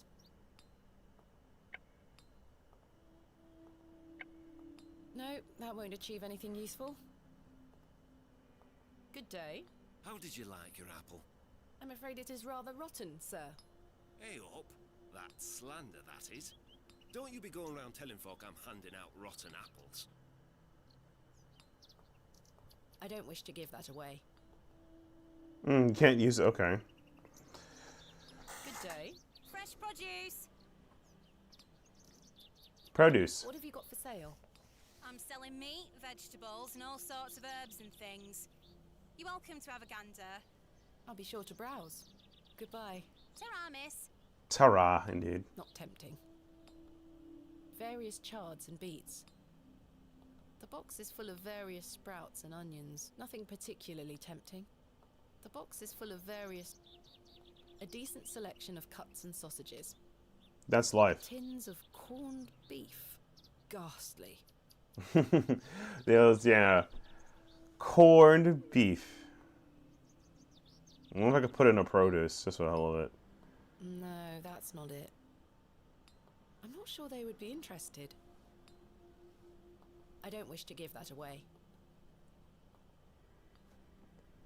The produce is not mine to take. Pie seller. Can I interest you in a pie? Finest mutton in all the county. 2p each. No, thank you. You're missing out. Good day. Hey up. Hey up. I like that. Hey up. What do you make of these stones? Don't look like out to me. Maybe it says A up. Not like, yeah, it's like before there was AO, there was A up. I met a girl at the Devil's Toe. She gave me this broken fiddle bow. Ha! Well, you've experienced the local folklore firsthand then, lass. Does the name Saxknot mean anything to you? Never heard of it. What is it? Never mind. Thanks for your time. Aye. Speak to you later.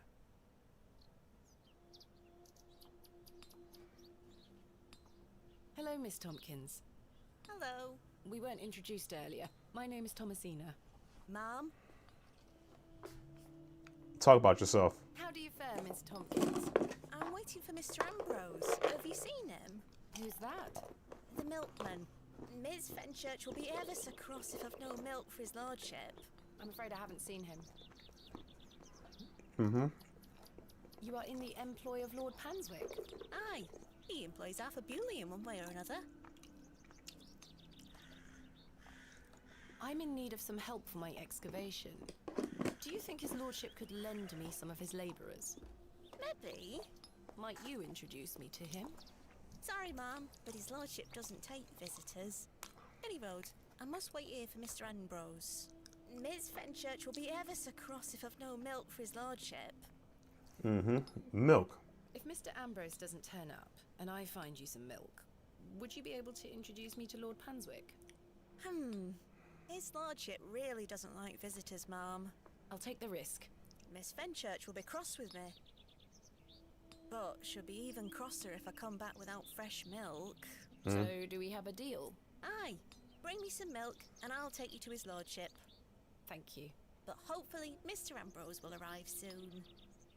Mm-hmm. Mr. Ambrose. Have you been waiting long for Mr. Ambrose? Mr. Dean Ambrose. He should have been here a good 2 hours ago.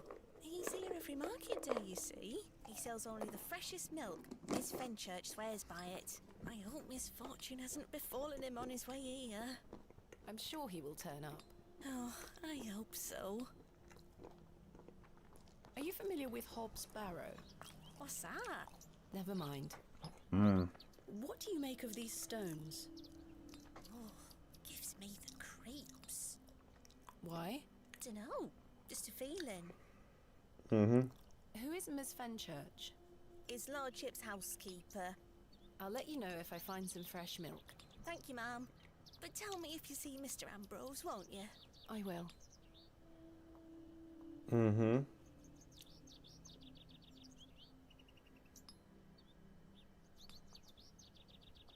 No, that's not it.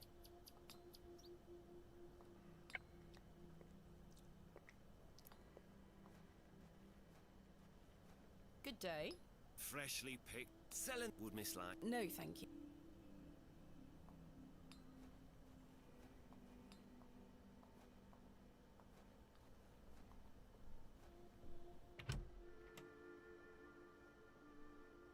Joe, perhaps you've had enough sugar? Don't you start an all. Mm-hmm. Hello? Oh, aye, she's back again. Can't a man drink his tea in peace? There's nought for you here, lass. Horrible man. How many more sugar cubes is he going to add to his tea? He'll have no teeth left by the end of the day.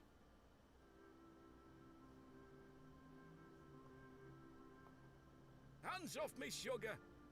I think this is supposed to be for all the patrons, sir. I said hands off. Come on, Joe. Be nice to our visitors. Ha! This place has gone to buggery.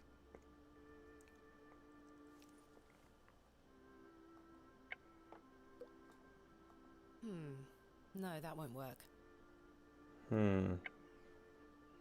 I can't see how that will help me. I got a sugar cube. The rest are horses, I guess. Hello there. Yes. Introduce yourself. My name is Thomasina. What's yours? Ted? Ted Cross? Pleased to meet you. Likewise. Tell me about yourself, Ted. Anyway, let's see. We got another ad coming in 60 minutes. If you guys haven't already, consider subscribing to the channel. With a subscription, you're able to skip ads. That's really helpful. Get access to emails, and you can be supporting me directly financially, which really helps the stream out and upgrade all that other stuff. So yeah, consider dropping a sub. You want to skip ads. So without the way, ads will be coming up hopefully within 30 seconds, and I'll see you guys soon. Are you a local, Mr. Cross? Oh no, I'm just passing through. I'm a musician. Just myself, me guitar and me horse. Music. Are you a travelling musician? Aye. I've been playing a new song tonight. I've just finished the lyrics. What's it about? You'll have to come listen. What do you make of Bewley? Can't say that I know much about this place. I don't usually travel this far south. I see. Hob's Barrow. Have you heard of a place called Hob's Barrow? Can't say I have, miss. What is it? Never mind. Thank you for your time. Make sure you watch my performance later, won't you? I'll try. Let's see, can I give him... Do you know how to mend this, Mr. Cross? Aye, it needs a string. Just make sure it's coated in resin. Once you've got that, the rest is easy. Just tie the string on tight. You'll be able to do it yourself. Capital. Thank you, Mr. Cross. Okay. I can't see how that will help me. You found old Leonard, I see. Yes, finally. Mm-hmm. Do you have any fresh milk going spare? Sorry, lass. I've none at all. Never mind. Does the name Saxnot mean anything to you? No, I can't say it does. Hmm.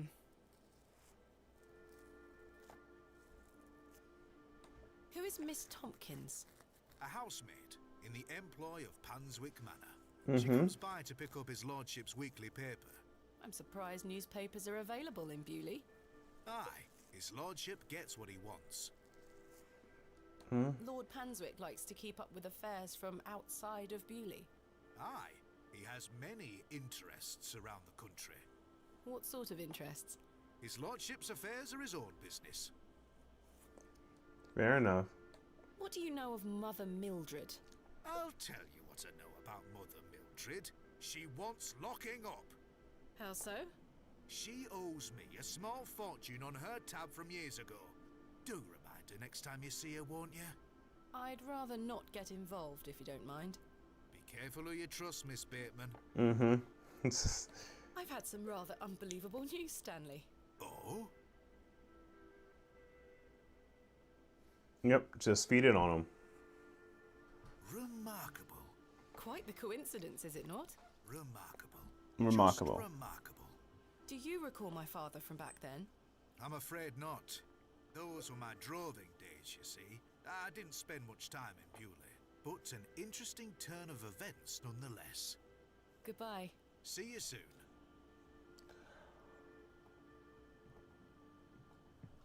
Mm-hmm. All right, so he had...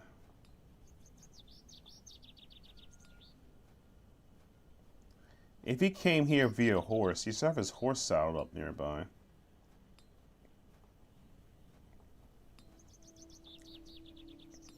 The bucket is rusty and full of holes.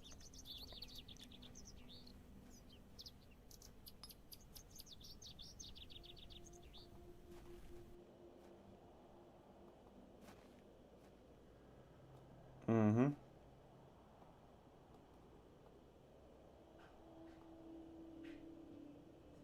Couldn't leave Bewley if you wanted to.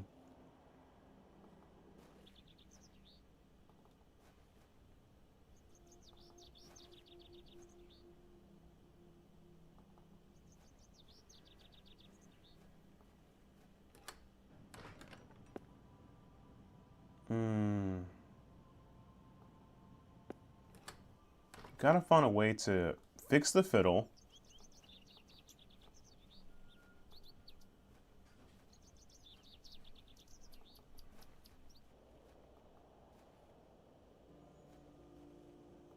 Wait.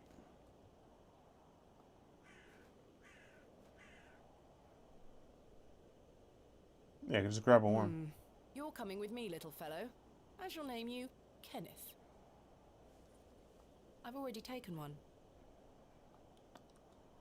I could show his apples are rotten. The worm has found a new home within the holes of the rotten apple. Mm-hmm. Now I can show him it's rotten. And then he'll give me money or something? I have no idea. I'm not sure they would be interested. That's a peculiar idea. No, that's not it.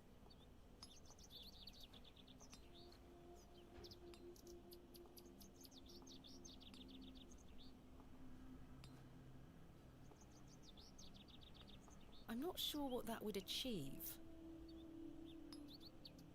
I'm not sure they would be interested.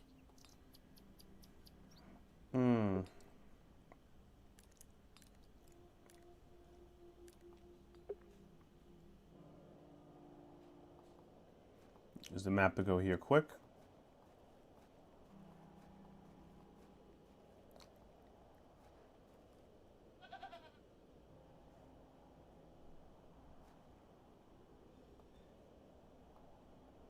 girl.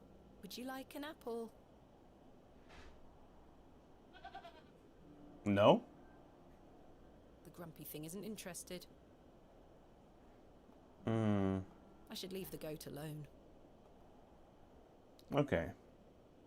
I should ask Mr. Bryden for permission before attempting to milk his goat. The empty bucket smells of rancid milk.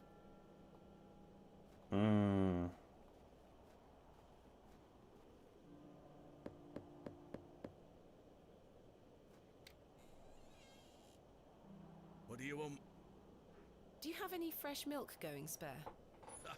If you can get any milk out of old Eunice, you're welcome to it. Eunice? Me goat. Me goat. Good luck.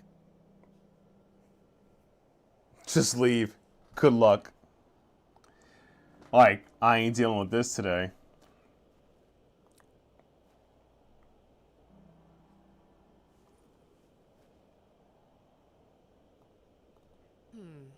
No, that won't work. I'm not sure what that would achieve.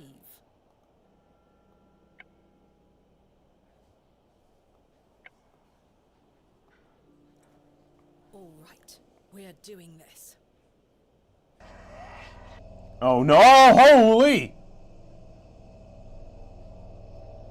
Holy! We are not doing this. That evil goat. That's not happening. And that's what happened to him? He did it so to the oh my god. That goat's evil, bro. Yeah, you know, that goat's evil, man. Yeah, that happened. I'm not sure what that was. I don't know what's happening to me. All this superstitious nonsense must be getting to my head.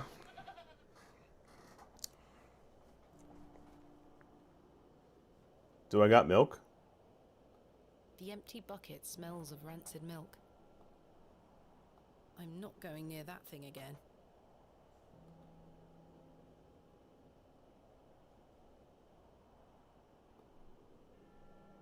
I'm not going near that.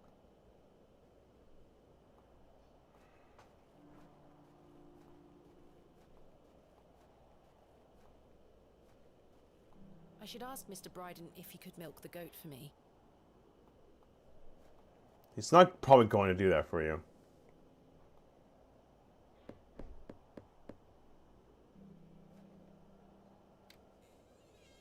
Well, did you get any milk out of her? I tried, and failed miserably. She's a temperamental beast. Perhaps you could milk her for me? I'd like to help you, lass, but I've just had a flare-up in me joints. I worked myself too hard this morning. I couldn't bend down to save myself. Is there anything I can do to help? My wife would say I'm beyond any help. I'm certain of that. But if you know of any remedies for aching joints, please send them my way. I'll see what I can do, Mr. Bryden. I'm going to rest for a while. Ta-ra now. Alright. Just, the animation, he just sleeps back in the door. It's like, ta-ra for now. Like, he's not evil, but it looks so evil. I have no idea that was intentionally developed by the developers. Oh my god, that's hilarious. Here we go. Daddy, I have something for you. I She's a don't teenager. think you remember it. I've taken She's a great teenager care of it. now. I'll fetch it for you now, all right?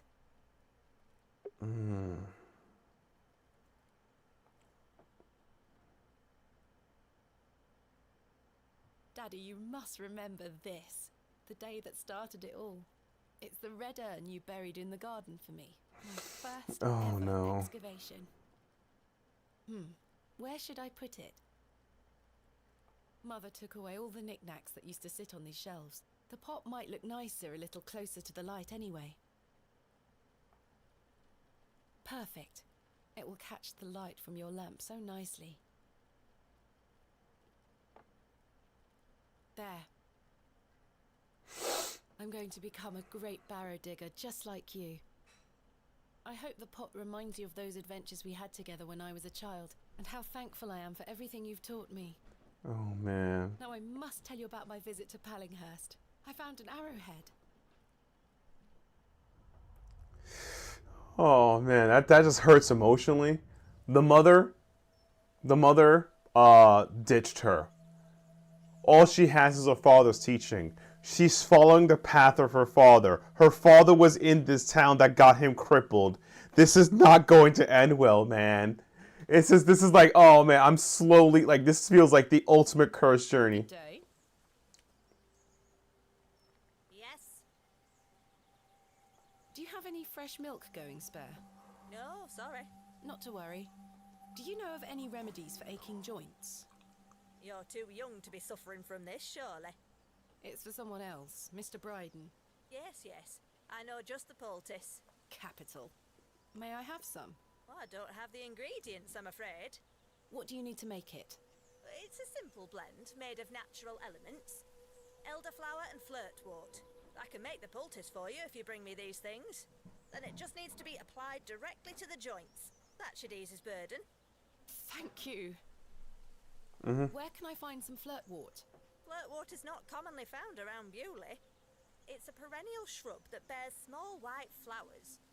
You might find some growing out on moors if you're lucky. I know what that is. Thank you. I've seen that flower before.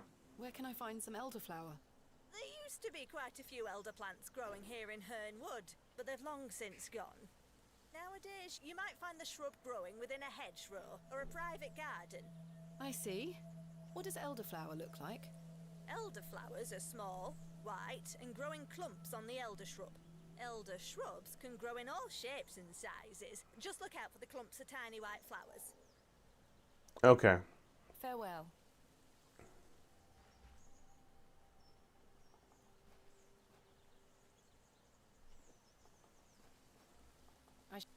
I shan't be visiting the badgers again. I was lucky to escape intact.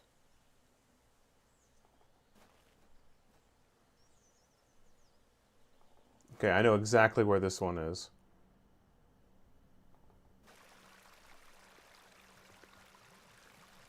This looks like it might be elderflower. I'll take some. Now, white flower acquired a garden. It's probably the church. Oh, hey, it's the father. Excuse me, Miss Bateman. I'm in something of a hurry. Farewell. God knows when we shall meet again. Which work is that quote from? Romeo and Juliet. Oh, he's gone. Yep.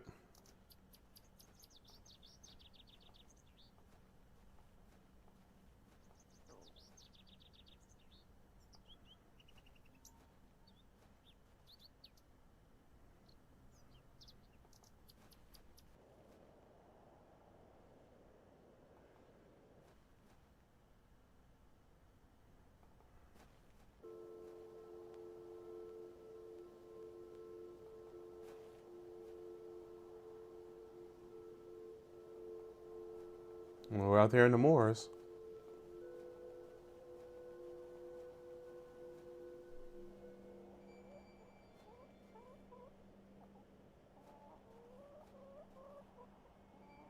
He looks much too unruly to be picked up.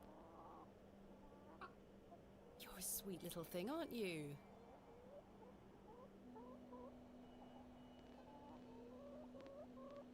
Okay, let's see if I can pick that, pick this off. No, that won't achieve anything useful.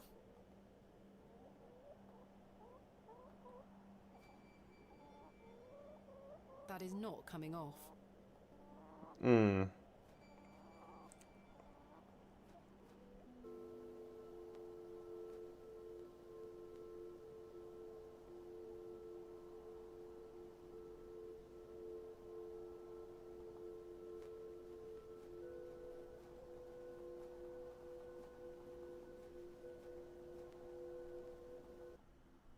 Oopsie.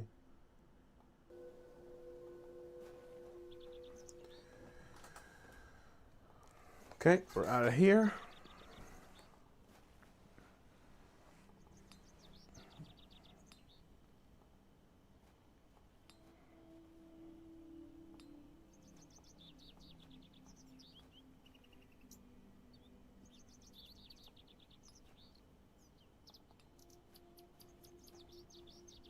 The window box is well out of reach. These flowers look pretty. Someone must take good care of them. Wait, can I just reach them?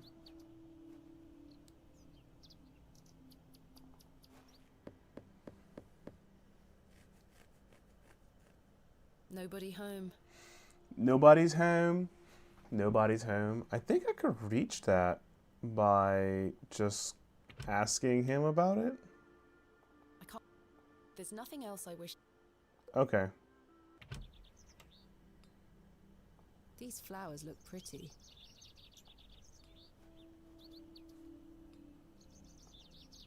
The window box is well out of reach. You need like a ladder or something, I guess. I wonder if I could take more people's stuff from. I don't need to go in there again.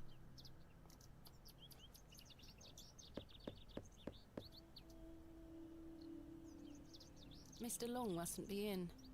Mm-hmm.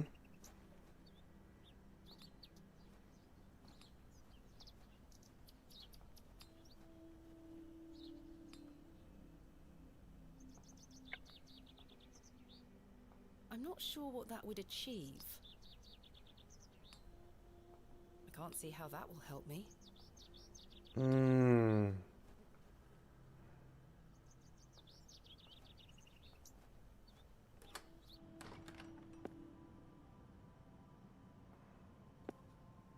Good day to you, pet. Hello, Mrs. Duplancy.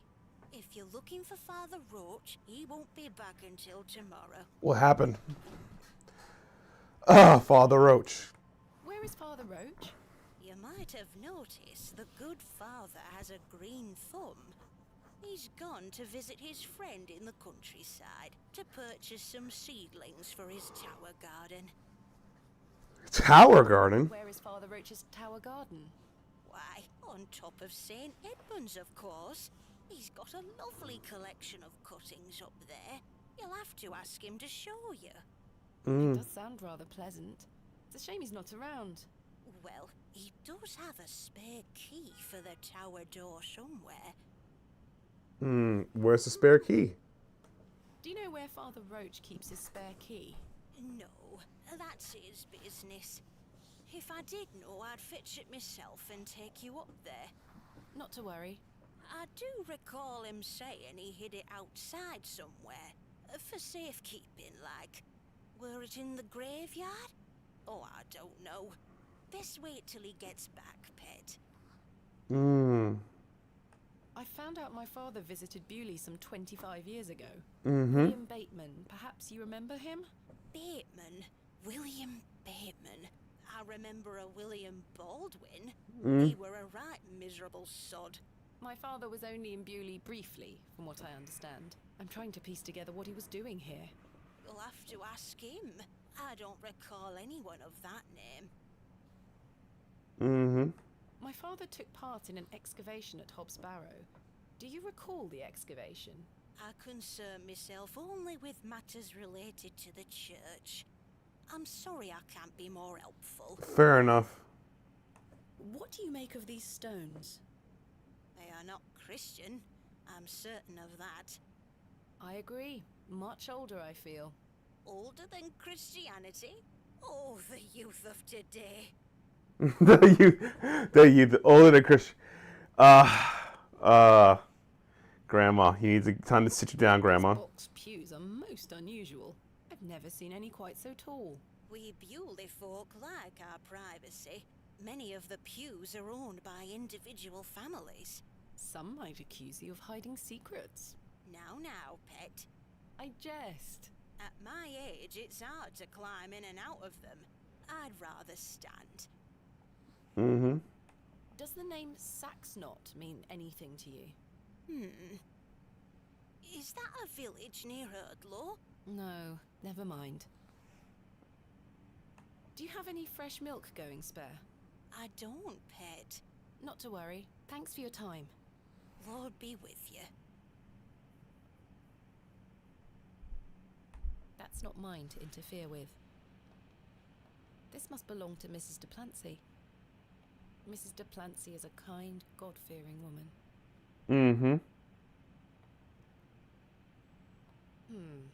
No, that won't work. Okay, I have a rotten apple. I'll try to put it in everything. No, that won't work.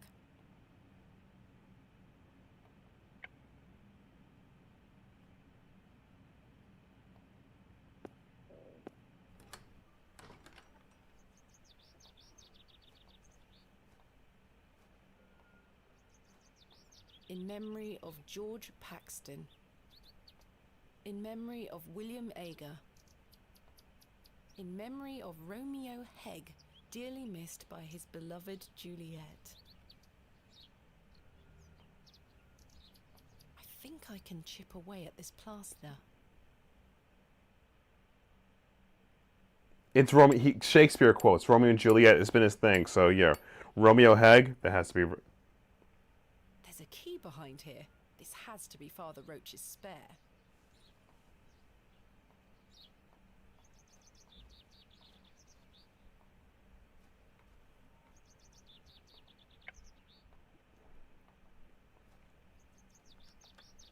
Capital. All right, I can make the joints to make the milk. Hey, we solving puzzles out here. Big brain. Big brain. Hey, it's right here. A small label on the pot reads Flirtwort. This is just what I need. Just what I need, just what I need, yeah. That's a peculiar idea. No, that's not it. Alright, now it's time to... Kind of like it. It's kind of nice to see like go on the top of a castle, but top of a tower that has it. Put the key back.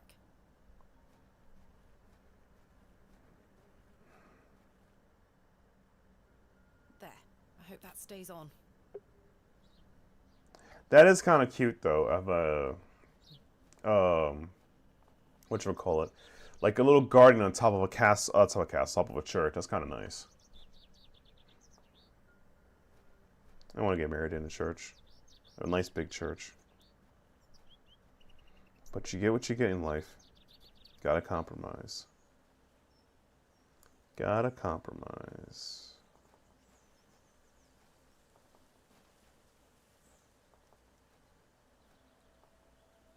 Good day. Yes? I think I have some flirtwort here. Show me. Aye, that's flirtwort, all right. Let me know when you found some elderflower, too. I have some elderflowers here. Show me. No, this is not elderflower. It's cowbane. An easy mistake to make. The two look very similar. Oh. It's safe to eat, as long as you're not a cow. Very toxic to cattle. Where can I find some elderflower? There used to be quite a few elder plants growing here in Herne Wood, but they've long since gone. Nowadays, you might find the shrub growing within a hedgerow or a private garden. I see. What does elderflower look like? Elderflowers are small, white, and grow in clumps on the elder shrub. Elder shrubs can grow in all shapes and sizes. Just look out for the clumps of tiny white flowers. Farewell. Gotta look for white flower clumps. Okay.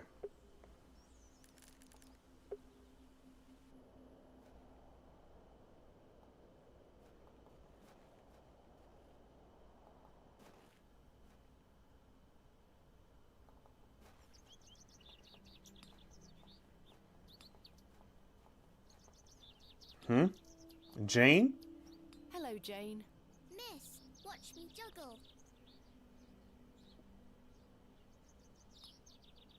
Wow. Very impressive. I can juggle even more apples. You could juggle this apple. I dare you to juggle an extra apple. Easy. Yuck, a worm.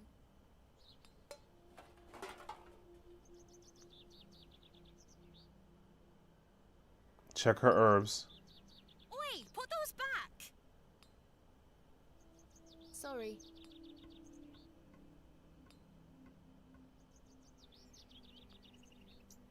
Various chards and beets. This looks like elderflower to me.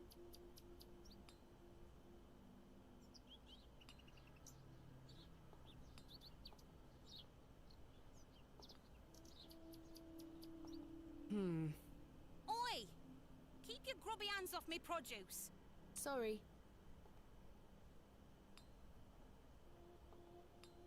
day. Freshly picked apples, miss.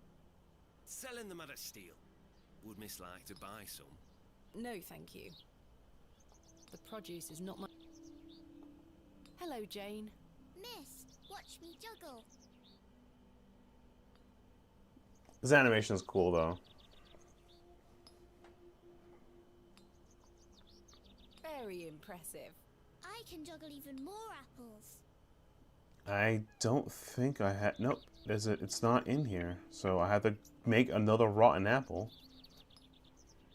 Oh, hey. You don't have to make it.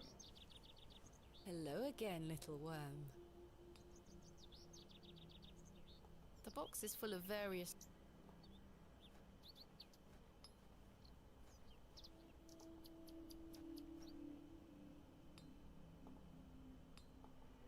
Here you got Jane.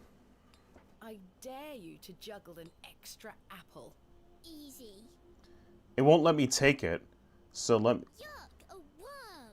I just like this animation. Boop. Little can drop. Cow's bane.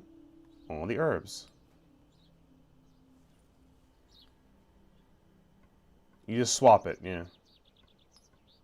I managed to swap them without her noticing. Yep.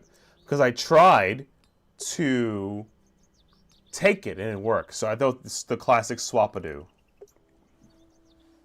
Alright. Good day. Good day. Hello. I have the ingredients you asked for. Wonderful. Hand them over. Hey, we did it. There you go. Tell Mr. Bryden to apply this poultice to the area in question. It works wonders. Thank you very much. Now we got the milk. It's now straightforward, easy. We got the milk. We got the milk for... With that, we get the milk for the goat to help Miss Tompkins. So let's go to... I'm just going to use an instant travel here. Is named Mr. Bryden's farm. Go.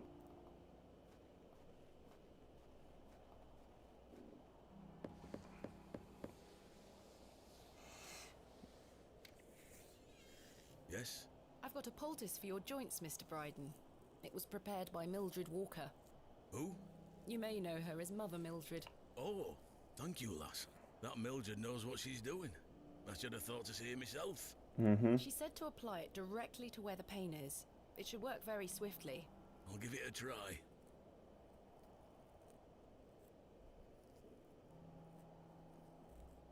Oh, that did the trick, lass. I feel like a lad of 20 again. Mm-hmm. I suppose you'll be wanting me to milk old Eunice for you in return.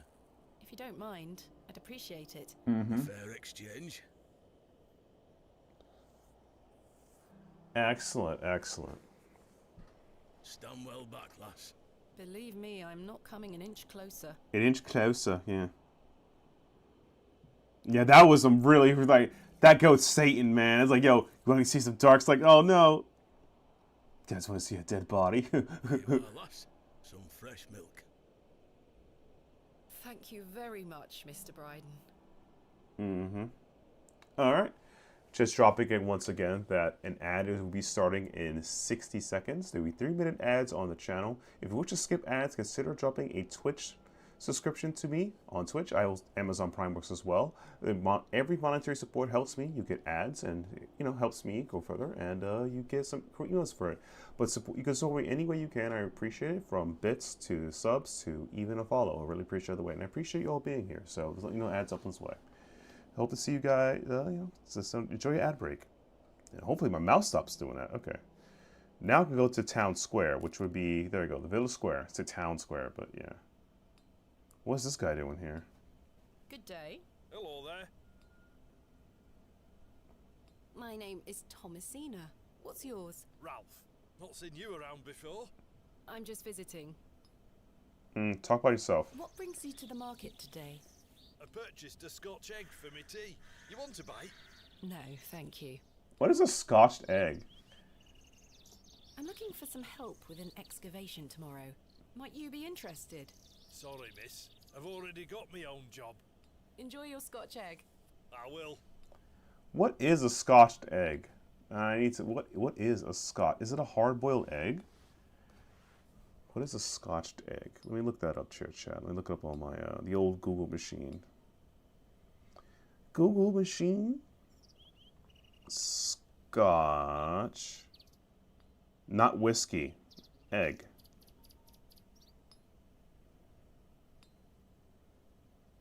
A Scotch egg is a British egg made from a Scotch egg is a British egg made with hard-boiled egg wrapped around in sausage meat, covered with breadcrumbs, then baked or deep fried.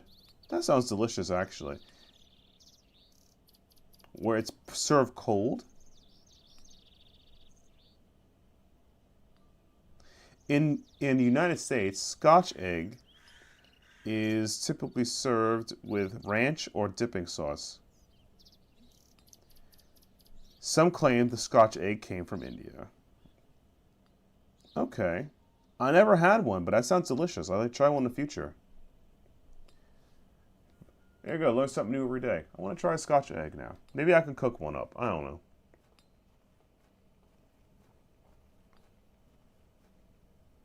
Mm-hmm. I've got a pail of fresh milk here for you, Miss Tompkins. You haven't.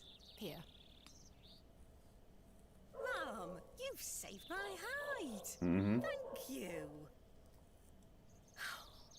Are you all right? I'm worried about Mr. Ambrose.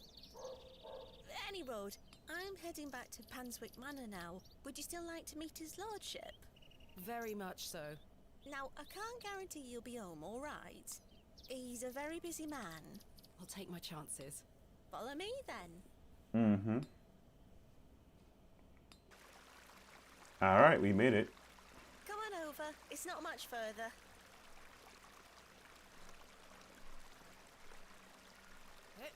Yeah, that's the old Super Mario jumping right there. We be jumping. Hoop, ha, hoop.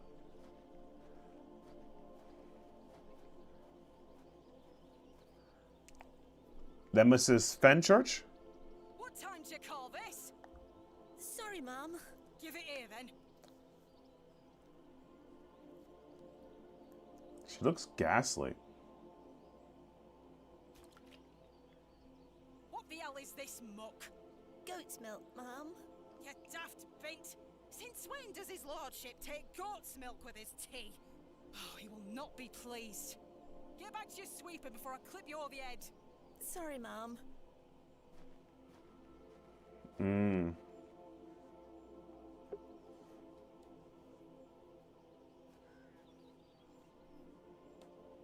Where is Lord Panswick? Sorry, Mum. I can't talk. Miss Fenchurch is ever so mad at me. Fenchurch, yeah. It's a Fenwich, I think, but yeah. Some fine-looking flowers. Some fine-looking flowers. Miss Fenchurch is a cruel-looking woman, her face set in a permanent scowl. Mm-hmm. Miss Tompkins looks more anxious every time I see her. Mm-hmm. Hello there. Bugger off, you whelp. This is private land. Alright, bet, I guess. Thanks for nothing, I guess, you jerk. I've no time for frolicking with the flock. I've no time for frolicking with the flock. Sheep hair's kind of, you know. No, that won't work.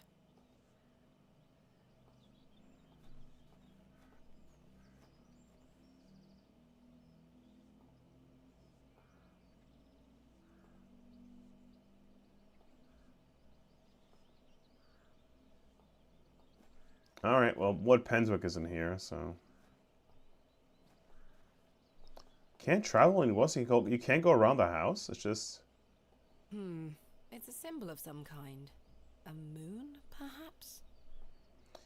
The same symbol is on a similar rock as on Leonard Shoulder's house. Miss Fen. I was wondering if it might be possible to speak with Lord Panswick. Are you deaf, girl? Don't make me fetch the guards. They're armed, you know. By Christ, you're like a dog with a bone. Do you want to get yourself shot? I can assure you the only things getting shot around here are the pheasant. Oh. And perhaps the odd grouse. Greetings, my lady. Lord James Panswick, at your disposal. Are you serious? You're Lord Panswick? As I live and breathe. You could have told me that before. What is life without mystery, Miss Bateman? A predictable stagger to the grave? I was imagining someone... Much older and far less handsome? Yes, to be frank. See? I can read your mind. You're also this guy's kind of creepy, man. May I ask, what brings you to my manor? I wanted to ask if I could borrow some of your labourers. Oh, for what purpose? I intend to excavate Hob's Barrow tomorrow, and I'm in need of some assistance. Mm-hmm. An excavation? How very delightful. Yeah. We're in the middle of our own works right this minute. Follow me, Miss Bateman. Come along. I promise I don't bite. Does that look on her face, disgust. For generations, this chapel was a place of unique devotion. This was until some of my more ungrateful ancestors forgot him and abandoned it. Him? Why did they abandon it? Men of great wealth and power can grow so comfortable that they forget they still need the divine. The sacrifices required to maintain such a relationship were no longer being made. The chapel soon turned to rubble, and with time, even the villagers forgot him. His influence endured, but only with the isolated few who lived on the very fringes of these moors. Who is you talking about? Believe it or not, my family's fortunes have dwindled ever since. Since I succeeded my father, it has become my life's work to restore... Like, are you talking about God, or are you talking about some other... Yeah. Sacred place rebuilt. He shall be No, wait. once more, and the name Panswick shall be uttered again across all of England. He guided the hands of my ancestors. Oh no! It's what the priest Father Roach said. He's a pagan. Truly is a godless place. Have you forgotten about St. Edmund's? Father Roach might disagree. I shall bring him back to these lands, and this chapel shall be his seat once again. A new world. But it seems like you wish to bring back the past. From out of the old world shall come the new. A greater truth. But I digress. Glorious, my dear fellow. Aye, your lordship. This fair lady here is in need of some assistance. Would you and your chaps be up for a spot of digging at Hob's Barrow tomorrow? Hob's Barrow? Aye, your lordship, 'tis no bother. Good man. You're in luck, my dear. These are my finest, and they're all yours. Thank you. I am grateful. On one condition. Yes? I've heard wonders about Mary de Plancy's Bakewell puddings. I'd rather like to try them for myself. Your lordship, you're giving me the help of your men in exchange for cakes? Yes. But... Farewell, my beauty. Wait! He's a weird man. He's a weird guy. I'm starting to believe that he's trying to revive a pagan god in order to get back his money to get paid and to be like super lord man. But it's like, well, it's a godless land. Father Roach believes it. Oh man, it's like, yeah, it's like, oh boy, that's not great. And it's not the whole. Hey, they got some equipment here. They have some decent equipment here. It will be more than useful for the excavation. Is his lordship joking about the Bakewell puddings? No, miss. His lordship is a man of folly. How ridiculous! He treats you all right if you do what he asks. Please let us get on with our toil. If you do as his lordship requests, we'll help you tomorrow. He looks like he's got that look like he's not Mario, like Luigi. You know, he's British Luigi. Yeah, British Luigi.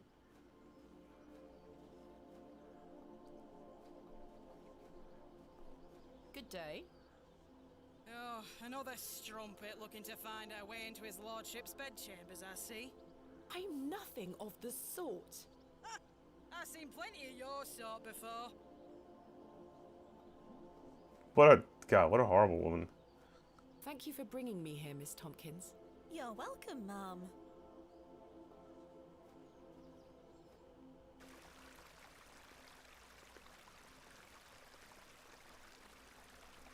I thought she had to do the jump again, but I guess not. I need to get Mrs. Duplancy cake. Oh boy.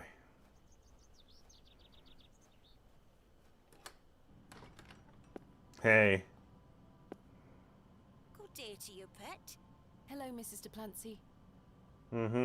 Do you still have some of your homemade Bakewell puddings, Mrs. Duplancy? Oh, you're too late, pet.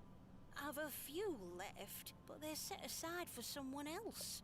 Might you please be able to bake me some more? Sorry, I'm not in the mood for baking. Truth be told, my dear husband Albert passed away recently. Oh no. My thoughts are all over the shop. I'm so sorry to hear that. Aye, he's in God's hands now. Mm-hmm. Her husband. Were you married to Albert a long time? Aye. Too many years to count. He was a cobbler here in Bewley. The most dashing cobbler in all of England. Crow? Oh. Love is precious, pet. There's naught that can replace the hole it leaves in your heart. I can relate to that in my own way. I wish you strength in this difficult time. Thank you. With God's blessing, I'll get by. Mm-hmm. May I ask who you have set aside the puddings for? Oh, Father Roach. He won't be back until tomorrow. Won't they be off by then? Not at all. Besides, pet, as I told you, I'm not in the mood for all this baking chatter. Sorry, Mrs. Duplancy. Thanks for your time. Lord be with you.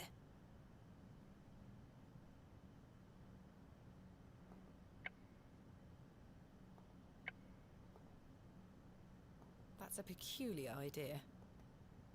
This must belong to me. That's not mine. This must belong... I've no time for some...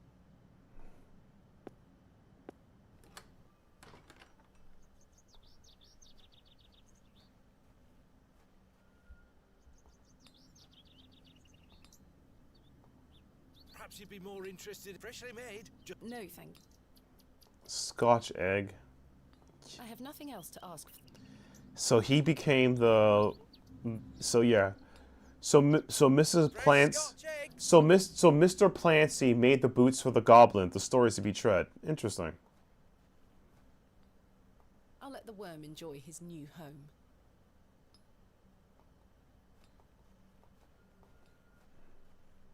I certainly don't wish to touch it.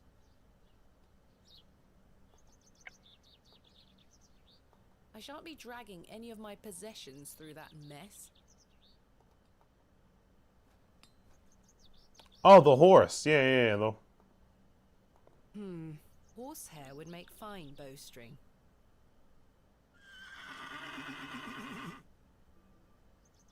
She almost took my head off.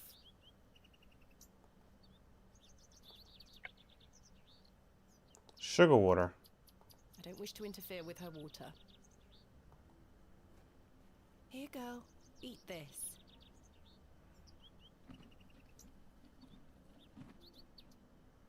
Good girl. Hopefully that's gained some trust between us. Alright. I've managed to cut off a few lengthy strands. I don't wish to wake him up. It's Herbert, the local stray. Mm-hmm. I must coat the hair with something waxy first, otherwise the string will have no friction. Yep.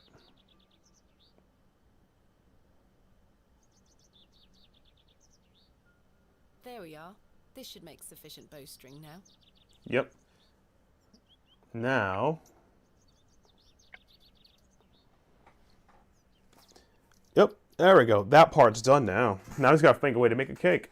I've done it. The bowstring seems to hold on sufficiently. Alright. Easy peasy lemon squeezy, baby. Let's go to the Devil's Toe.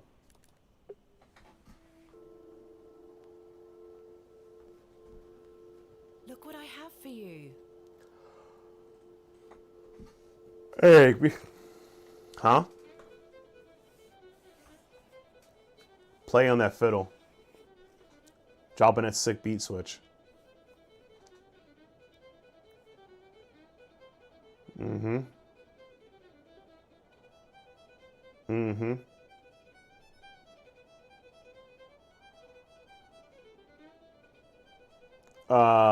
What's going on? Reality's turning purple, and it's not good.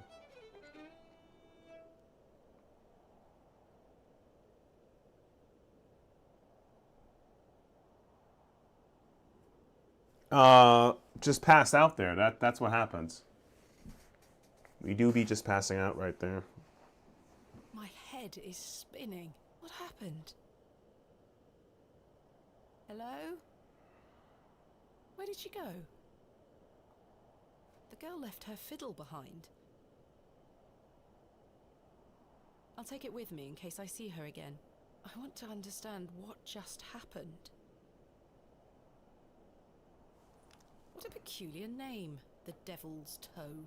I can't quite see the resemblance myself. I mean, what does a fiddle do? I have no idea.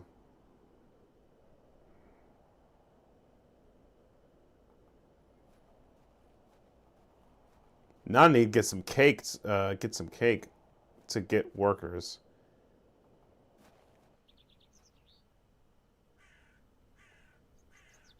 The simple wooden cross bears a small plaque, on which is inscribed the name Albert de Plancy. Relative, are you? No, just looking. He were the cobbler. He's going to mend me boots now.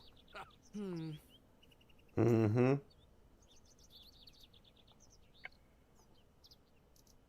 No, that's not it. I can't see how that will help me.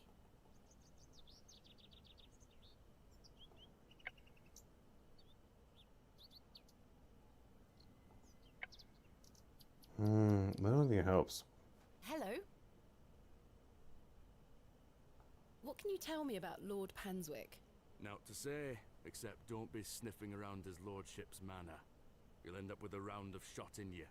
I beg your pardon? You heard me. Just mind your own business around here. Does this fresh grave belong to Mrs. de Plancy's late husband? Aye. Rather bare, isn't it? My job is to dig the graves, not decorate them. My name is Thomasina, and you are... Now then, that's none of your concern, love. What do you do around here? Hey up, you're not scared of sticking your neb in. I look after the churchyard. Dig the graves. What can you tell me about the church? Aye, it's a church. Quite. Goodbye. Ta-ra. The gravedigger, yeah.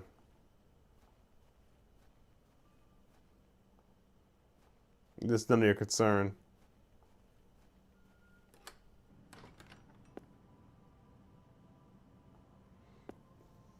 Good day to you, pet. Hello, Mrs. de Plancy.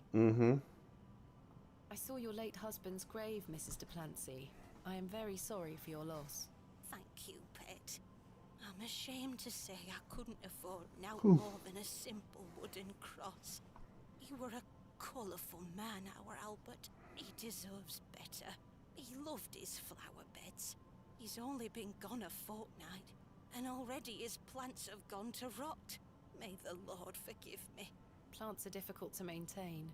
I'm sure Albert would understand. His precious hippiastrum were the first to go. I would have loved to lay one on his grave. What does a hippiastrum flower look like? Oh, beautiful things they are. Tall stems topped with large red flowers. Hard to grow in this climate. They were his pride and joy. The remarkable thing is there's no scent to 'em. That's why he loved 'em so much. You see, he hated anything that smelled sickly sweet. Hippiastrum were just perfect. Let me know if you come across one, won't you? Of course, Mrs. de Plancy. Yeah, I know exactly where it is. Thanks for your time. Lord be with you. We found out the manor. Oh, you can't do. Oh, you cannot do. If you're inside, you cannot activate the map. Oh, okay. Panswick Manor.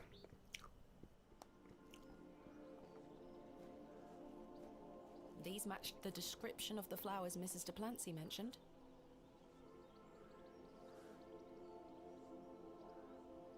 There's no scent.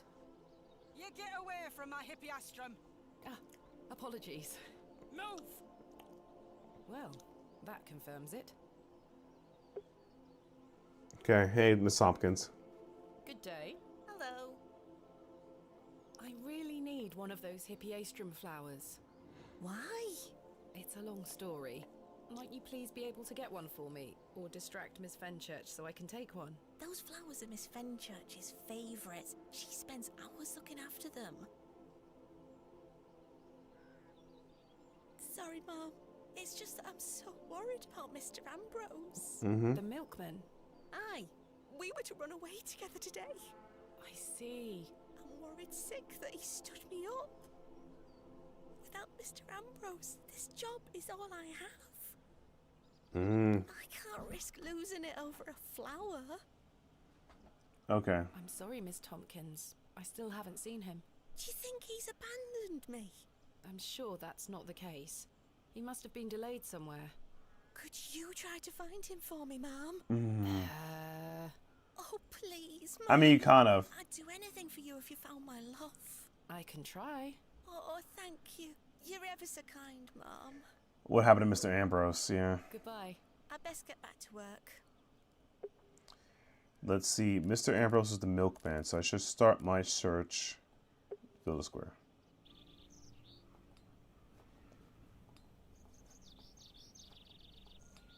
Fresh Scotch eggs. Need to try a Scotch egg. Good day. Hey up. Do you know Mr. Ambrose, the milkman? He's here every market day. Except this one. Aye. I haven't seen him today. Any idea where he might be? Not in the slightest. Thanks for your time. Aye. Speak to you later.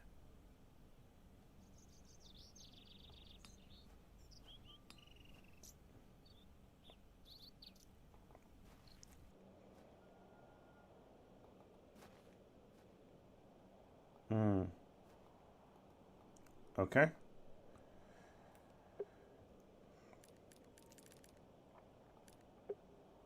Okay.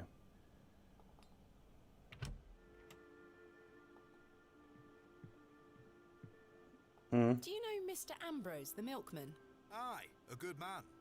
Have you seen him today? Come to think of it. No. What happened to him? Goodbye. See you soon. Hello there. Yes? Is that your horse stationed in the alley? Aye. Thistlecrack is her name. That's an unusual name for a horse. Aye. It were what she were called when I bought her. Glutton would be a better name. She likes her treats. But it feels wrong to change it. Thank you for your time.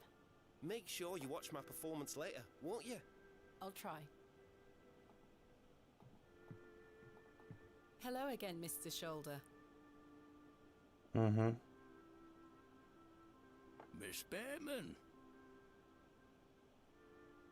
Mr. Ambrose. Do you know Mr. Ambrose, the milkman? Aye, I know the man. Do you have any idea where he might be? No, lass. Why? No matter. Thank you for your time. Aye, Miss Bateman. We will speak more later. Where'd he be?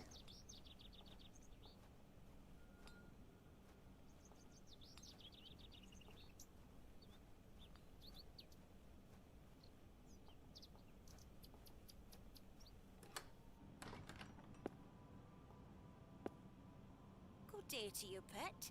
Hello, Mrs. Duplancy. Mr. Ambrose. Do you know Mr. Ambrose, the milkman? Oh, yes.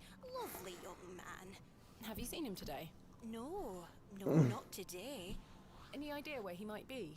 Sorry, pet. I don't. Thanks for your time. Lord be with you. Where would he be? The milkman. He's the milkman. He's gotta be there, man. Gravedigger, you gotta know. There's nothing else I wish to discuss at the moment.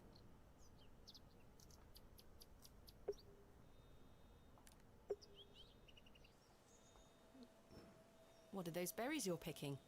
An ancient breed, no good for eating. However, they do have some medicinal qualities. I see. I can't think of anything else to talk about right now. Right, she's not a member of the town.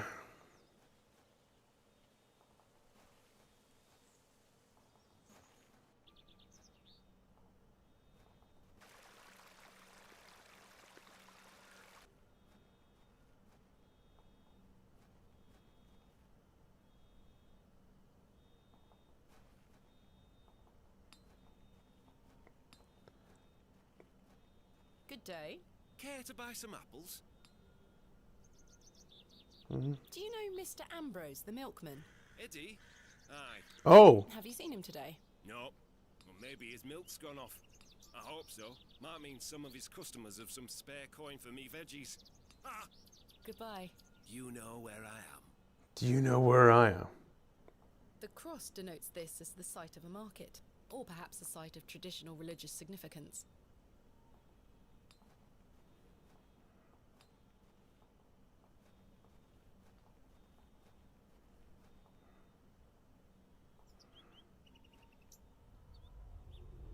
Oh. There we are. Your shells are looking much more interesting now. I pestered Mother no. for years to let me bring some of your treasures here. I think she's worried that I want to follow in your path. She has hidden most of your discoveries away. I had to beg her to bring me to visit you, you know. I shouldn't worry you with all that. Do you know that I have a story for each of these pots? Well, I don't know if they're all true, but they are my memories. Even though I was so young, I still remember our adventures together. Would you like me to share my memories of them? Oh, man. Well, I'm going to, whether you like it or not. Oh, man. We talked about this one already. The red urn you buried in the garden for me. It seems like such a long time ago. This is, like, emotionally hurt, you know. You were incredibly excited about this one. I hadn't gone on an expedition with you yet. You were so happy about it, showing it to Mother and I. You didn't stop talking about it for hours. I thought, how can Daddy be so excited over some old broken pottery? But it wasn't long until I understood. I think you brought this one back from a trip abroad. I would have loved to go with you, but Mother didn't want me to.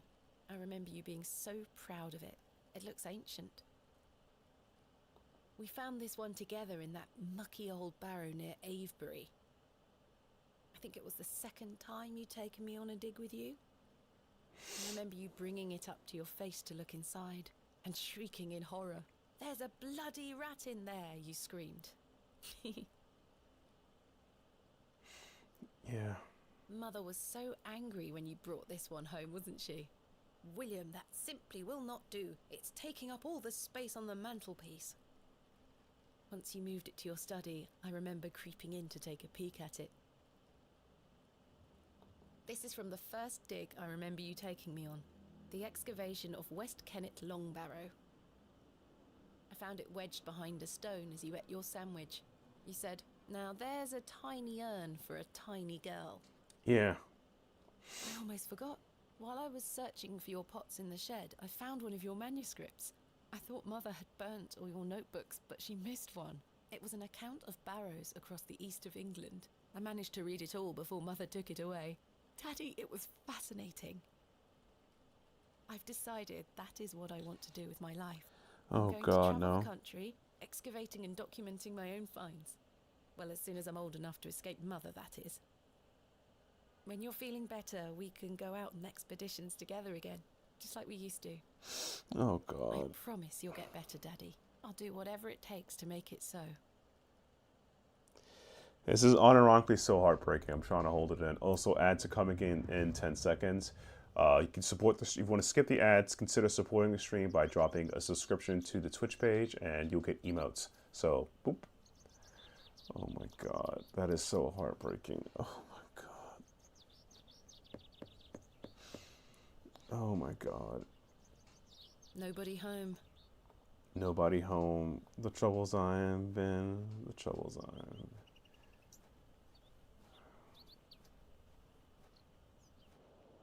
There's something ahead on the road.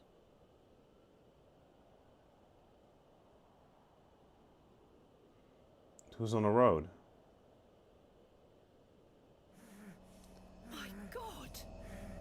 What the hell?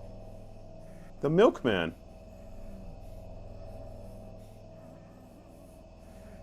Mr. Ambrose.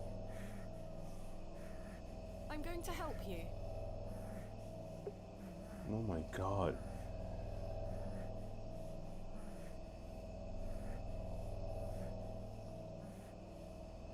Oh my, what the hell? Who did this to him?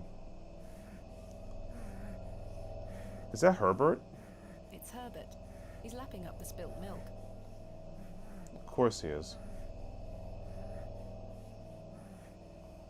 Please hold still. I'm going to cut you free. Oh my god. He had been so tightly bound that I could barely cut through without hurting him further. Oh my god, what did it to him? His mouth was stuffed full of flowers of a most peculiar scent. I was dismayed at such savagery, and wondered if the feral folk Father Roach had mentioned were responsible for this abhorrent act. After some considerable effort, I managed to cut him free. Are you all right? Who were lost in visions of hell itself, the devil. I saw the devil. Who did this to you?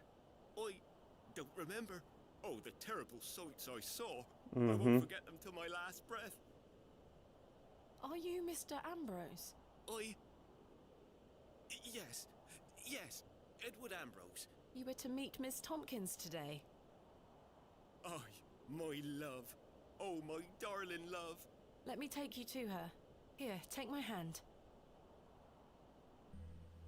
As we made the arduous trek to Panswick Manor, I probed Mr. Ambrose on who had done this to him. The flowers cause hallucinations, I think. The scent of those flowers. Maybe because it's like, there's no match, it has to be the flowers. From a man of science perspective, you know. He insisted that he didn't remember anything, except for his nightmarish visions. I mean, yeah, they lasted a very long time.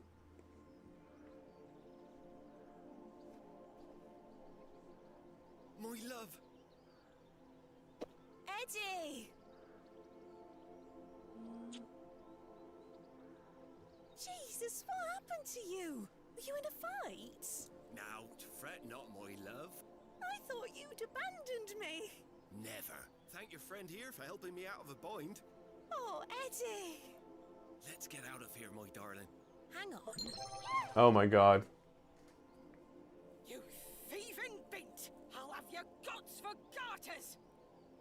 Oh, stick it where the sun don't shine, you bitter old sow! Sam50 thanks for the follow, I really appreciate it. The cheek! Here you are, Mum.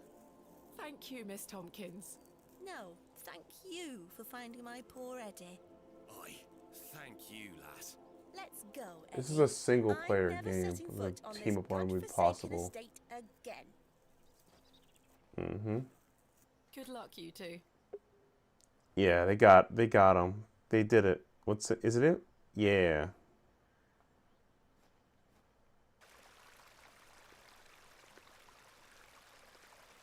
All right, we did it.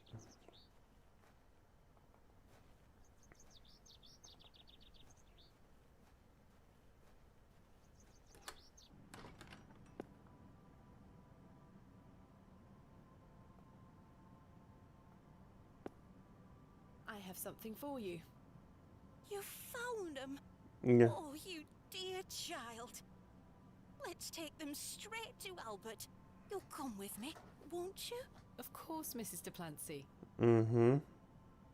We did some good.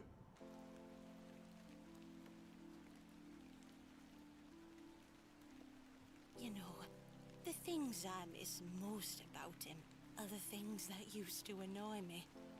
The click of his jaw as he chewed his sandwiches, leaving his tools all around the house. The way he'd never back down from an argument.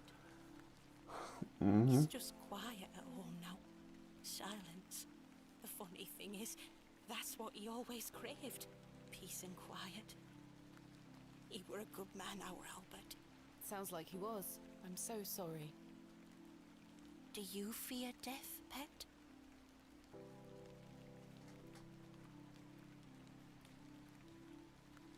It's the part in between that concerns me the most, yeah.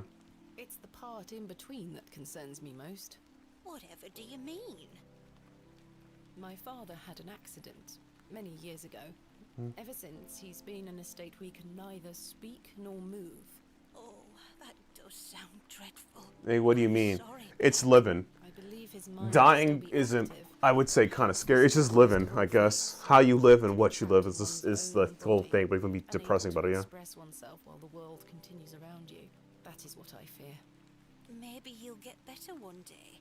I'd do anything to make it so. Yeah. Yeah. Those flowers look beautiful. They do. Albert will be smiling down on us. Pet, I left me basket inside the church. You'll find some Bakewell puddings in there. You can have them. Oh, you... I insist. You've brought an ounce of happiness into my day, dear. It's only just that I return some. Thank you, Mrs. Duplancy. To be truthful with you, I was saving them for myself. I shouldn't be so selfish. Lord forgive me. You're nothing of the sort. I'll stay here with Albert a bit longer. You go back to your day, Pet. Lord be with you. And you, Mrs. Duplancy. That was nice. Like, she parlayed back that response that was important.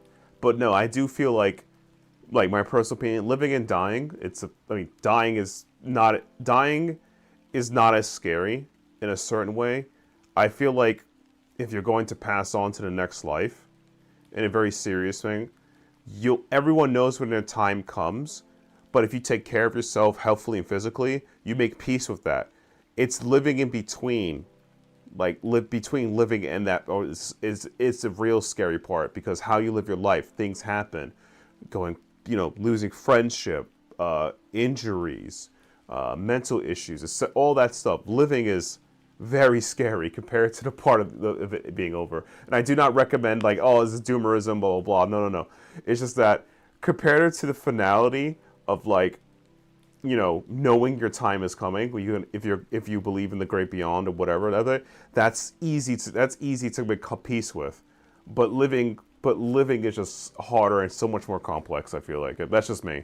Again, it's not doomerism, it's just I just like living is a harder, much more exponential experience to quantify than an end, you know?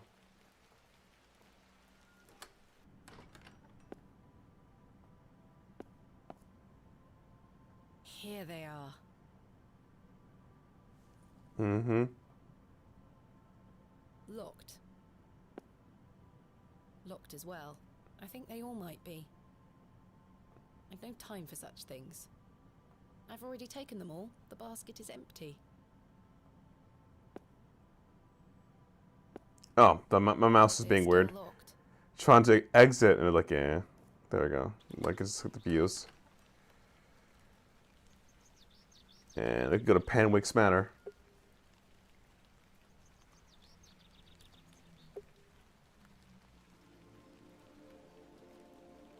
The vision returns. I come bearing gifts. Freshly baked gifts? Yes. 3 of Mrs. Duplancy's famous Bakewell puddings. You are an amusing creature, Thomasina. Mm-hmm. What do you mean? You must think me a scoundrel of the highest order for asking you to undertake such folly. Of course I would have lent you my men either way. I merely desired an excuse to share a cake with you. Lord Panswick. I take no pleasure in watching you scurry about Bewley to fulfill my every whim. Or do I? I do not find this amusing in the slightest. No. You have no idea what I had to go through to get these for you. Oh, I do. And that's what I admire about you. Tenacity. Even in the face of something you know to be absurd. You don't give up, do you? Never. Though in this case I ought to have.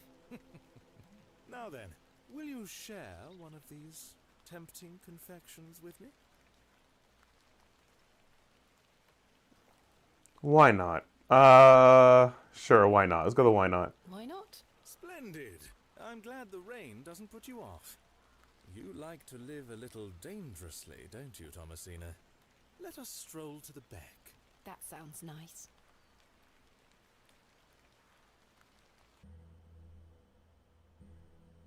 We walked side by side down to the beck, his hand occasionally brushing my own. Spicy. Despite Lord Panswick's entertaining company, I had an overwhelming feeling that time was being wasted. Yeah. We ate those cakes down by the beck, and as he attempted the most charming lines he could muster upon me, I only had one thing on my mind. Father. Yep. Could he be saved from his suffering? Was the answer to be found within Hob's Barrow? I ached to find out. Mm-hmm. I didn't even notice the taste of those famous puddings. Seemingly disheartened by my lack of enthusiasm, Lord Panswick soon marched me back toward the ruined chapel. Yeah. Chaps, listen up. You're to assist Miss Bateman's excavation tomorrow. What time, Miss Bateman? Early morning, if you don't mind. We'll be there whenever you need us, miss. Hob's Barrow. On the Bryden estate, if I'm not mistaken. We'll be there. Take your tools with you. Miss Bateman will need every assistance we can provide her with. It's no bother. Splendid. Thank you, lads.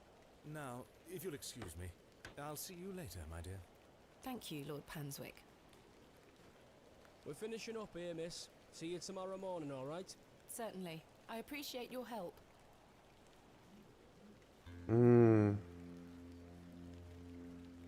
Well, that's a relief to have my crew assembled for tomorrow. Yep. It's getting dark. Cold. Time to head back to the plough and furrow.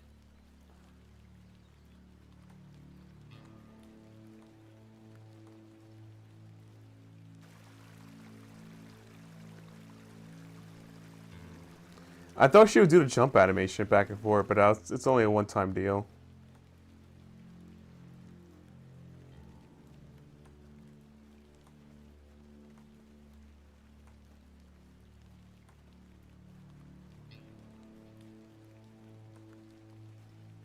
Yeah.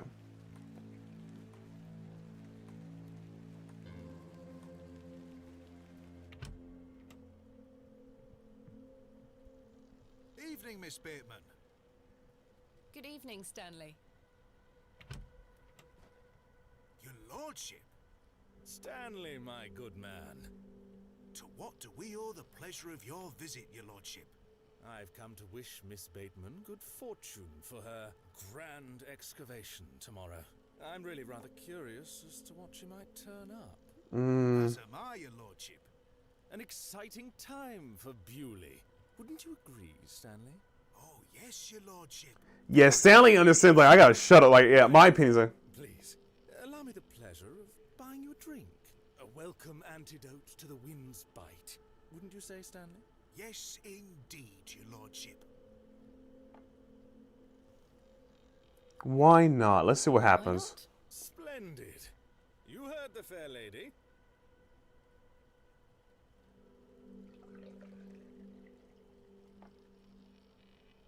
There you are. Thank you. Everyone, raise your glasses to Miss Bateman. May she conquer Hob's Barrow and find all that she desires. Hooray! You don't wish to join me in a beverage? Oh, you go ahead, my dear. Alcohol does not sit well with my constitution. Thank you, your lordship. I needed that. I aim to provide you with whatever your heart desires.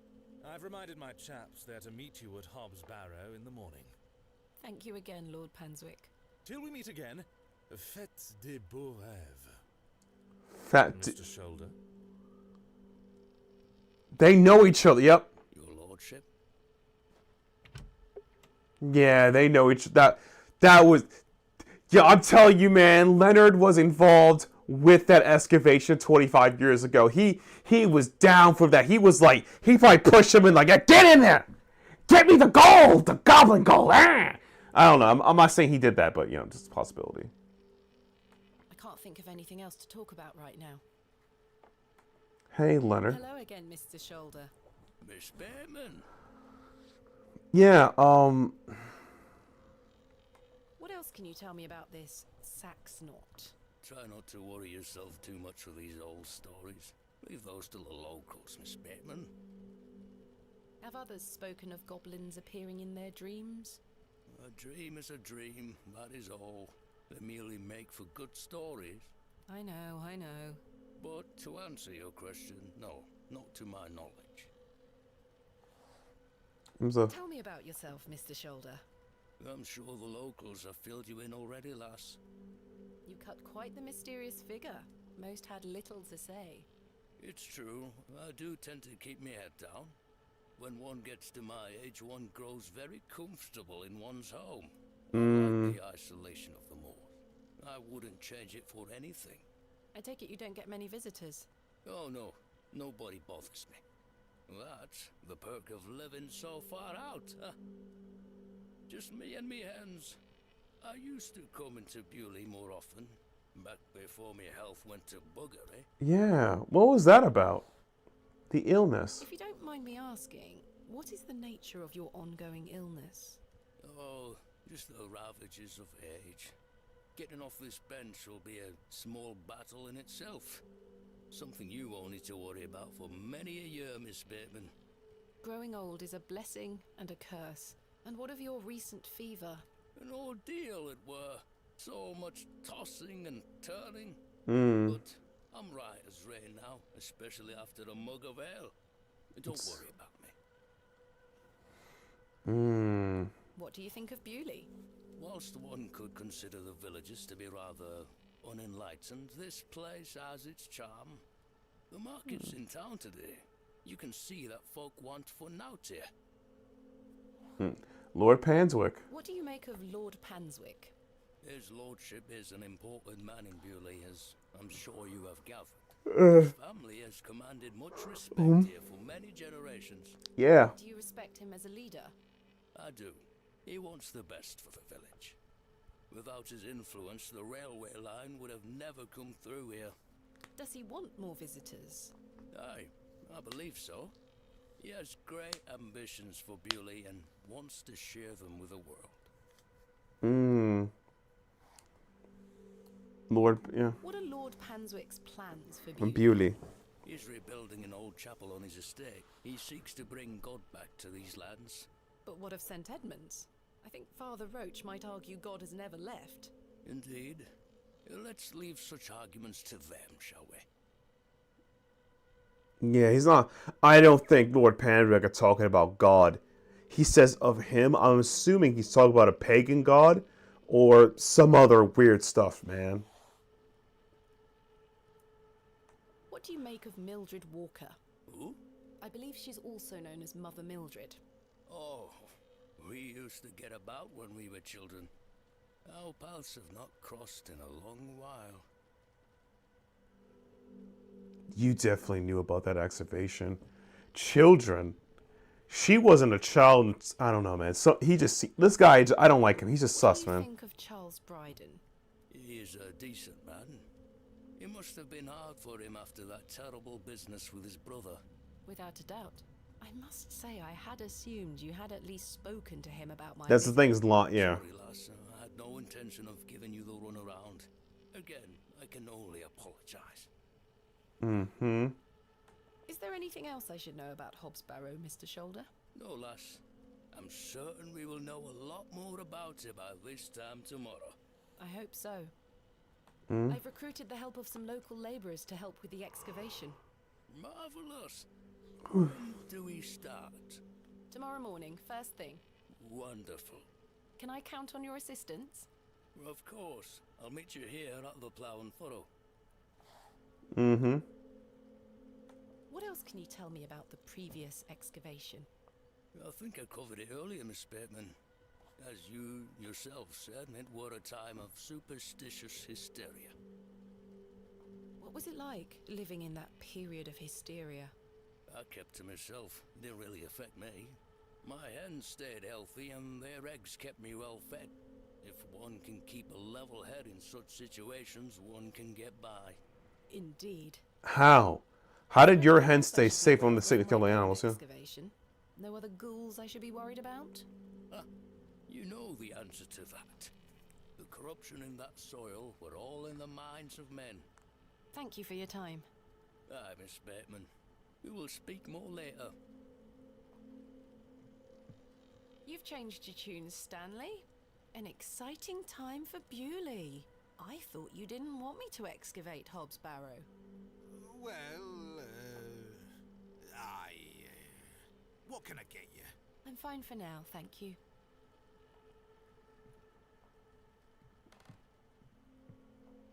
Hello again, Cyril. You're still here? Leave me be, lass. Thomasina. Arthur? I've remembered something. What is it, Arthur? Not here.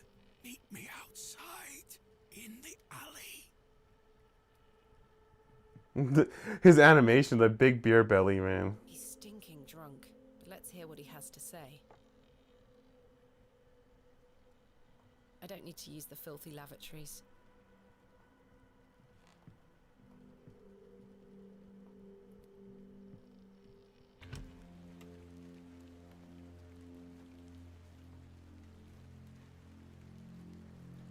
What is it? First of all, I must apologize to you. That night we met, when I vanished. Yes? Well, there were a man in the loo. A hooded man. He threatened me with a beating if I told you anything about what I saw. Oh, Arthur, that's terrible. What did you see? That's the thing. I hadn't the foggiest idea what he were on about. Hooded man? The drink, you see. I'm an embarrassment, Thomasina. No, you're not, Arthur. He saw a hooded man. That's what I need to tell you. I've remembered what he were on about. Oh? Standing in the woods today, I knew there was something. I waited, I concentrated, and it finally came back to me. What you learned? Please, you're keeping me in some serious suspense here. All right. It was a couple of days before I met you. Mm-hmm. Okay, what happened? You were drunk in the woods, I guess. Okay. Lord Panswick. Leonard! I knew they were working! As quick as I used to be. This leg is getting worse by the day. Yes. I'm constantly made aware of your failing health. Do not fear. You said he has promised you the reward of your returned strength. Aye, and it can't come soon enough. Are you sure that it must be her blood? What? Aye, she's family. I knew it. She gets here in 2 days. Aye. We must bring her to the site as soon as she arrives. No. Your lordship, with all due respect, we've been through this. We need to ease her into the idea. She would laugh in our faces if we just asked for it. Who said we would ask? He told me that she needs to give it willingly. This little scheme of yours better work, Leonard. It will, your lordship. We've got the perfect bait. Oh my god. Wait. Who goes there?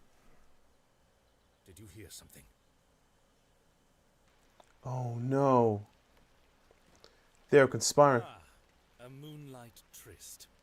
After something, are you, Mr. Tillett? Your lordship, let me... Save your words, you drunken wretch. Off you go, skedaddle. Don't make me ask twice. Oh man. I do wish you wouldn't spend so much time with that fool. It's beneath a woman of your standard. It's sad, really. That dog urine they serve here has rather pickled the man's brain. You're being most unfair to him. Mr. Tillett is a nice man. Come now. I shall bid thee adieu once more, for I do not wish for this to come between us. All the very best wishes for your excavation tomorrow, my dear. Thanks.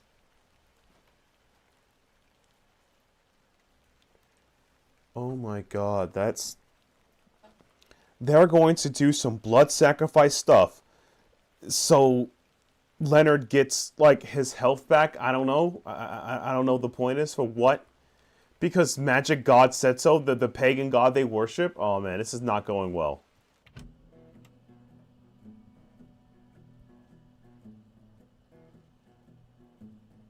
Hey! Hit that performance.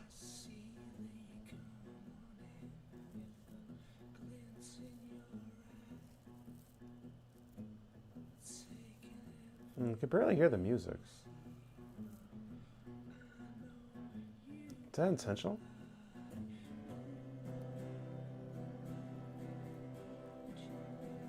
This would be lyrics, but it's too soft. Oh, it feels like Cyril's actually kind of plugging his ears. It's kind of funny.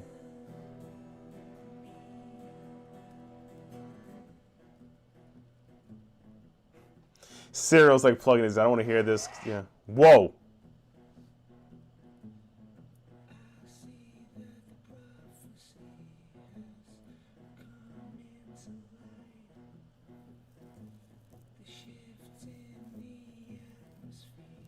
Yeah, it's a bit too low. I don't know, even for game audio. Even for games, the singer is like, yeah.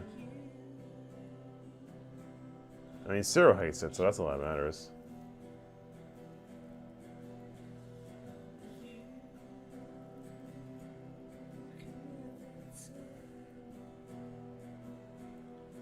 Yeah, it sounds so whispery.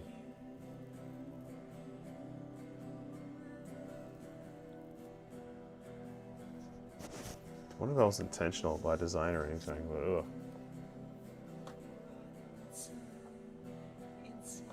Definitely crank it up a bit.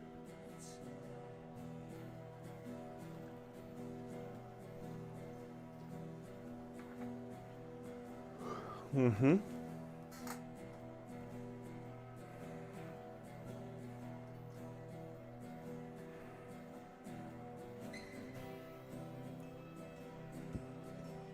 Mm-hmm. What?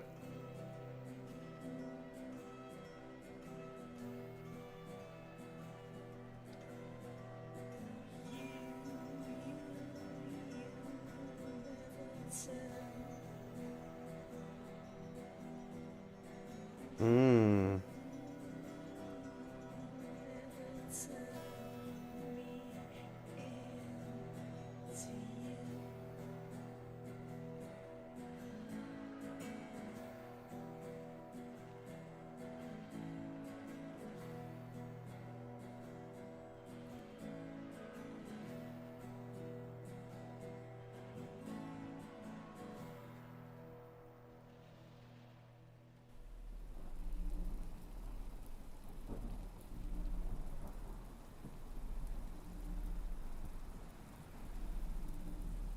Oh my god. Weird dream time. Let's go weirdo dreamo.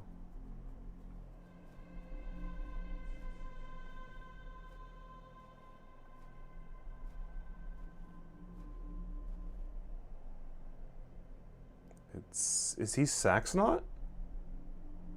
So, Thomasina. The journal proves I'm telling you the truth, does it not? It does. Good. Now listen. I can help him again. We can help him. Together. How? All those years ago, your father entered this barrow with the goal of binding me within it. All because the people of Bewley had gotten it into their heads that Saxonot were cause of their plight. I tell you, Thomasina, I were not. Your father botched his incantation, leaving me in this weakened state, stuck in this limbo. As for him, well, you know how he ended up. This doesn't sound right. Incantations. My father is a man of... You don't know your father, Thomasina. How old were you? A child of not even 5, 6 years? You need to enter this barrow and undo what your father did. The spell must be undone. Then not only will I regain my strength, but your father will too. How do I... Blood. The truest symbol of life and death. It's the life which flows within you. That's pretty messed up. It's also death once it escapes. Oh my god. I don't understand. Worry not how you'll undo what's been done. When the time comes, you'll know exactly what to do. Time is short. Your father and I grow weaker by the hour. Go. Save your father. I don't know Incantanium. Oh my god. I don't know how I feel about that, man. This is getting real spooky real fast. Those dreams. You gotta wake up, Thomasina. Miss Bateman, you have to wake up. I must undo what has been done. Father, I'm coming. Oh no. Alright.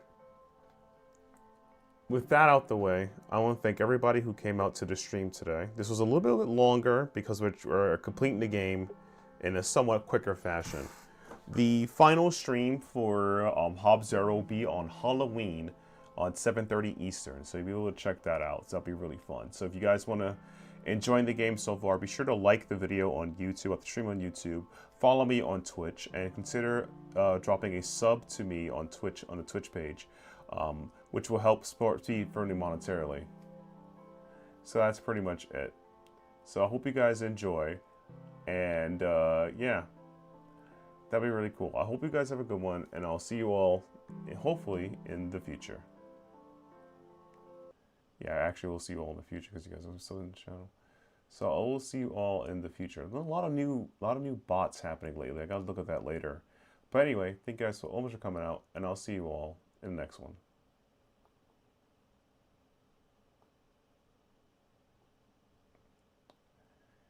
There is a lot more bots this time around.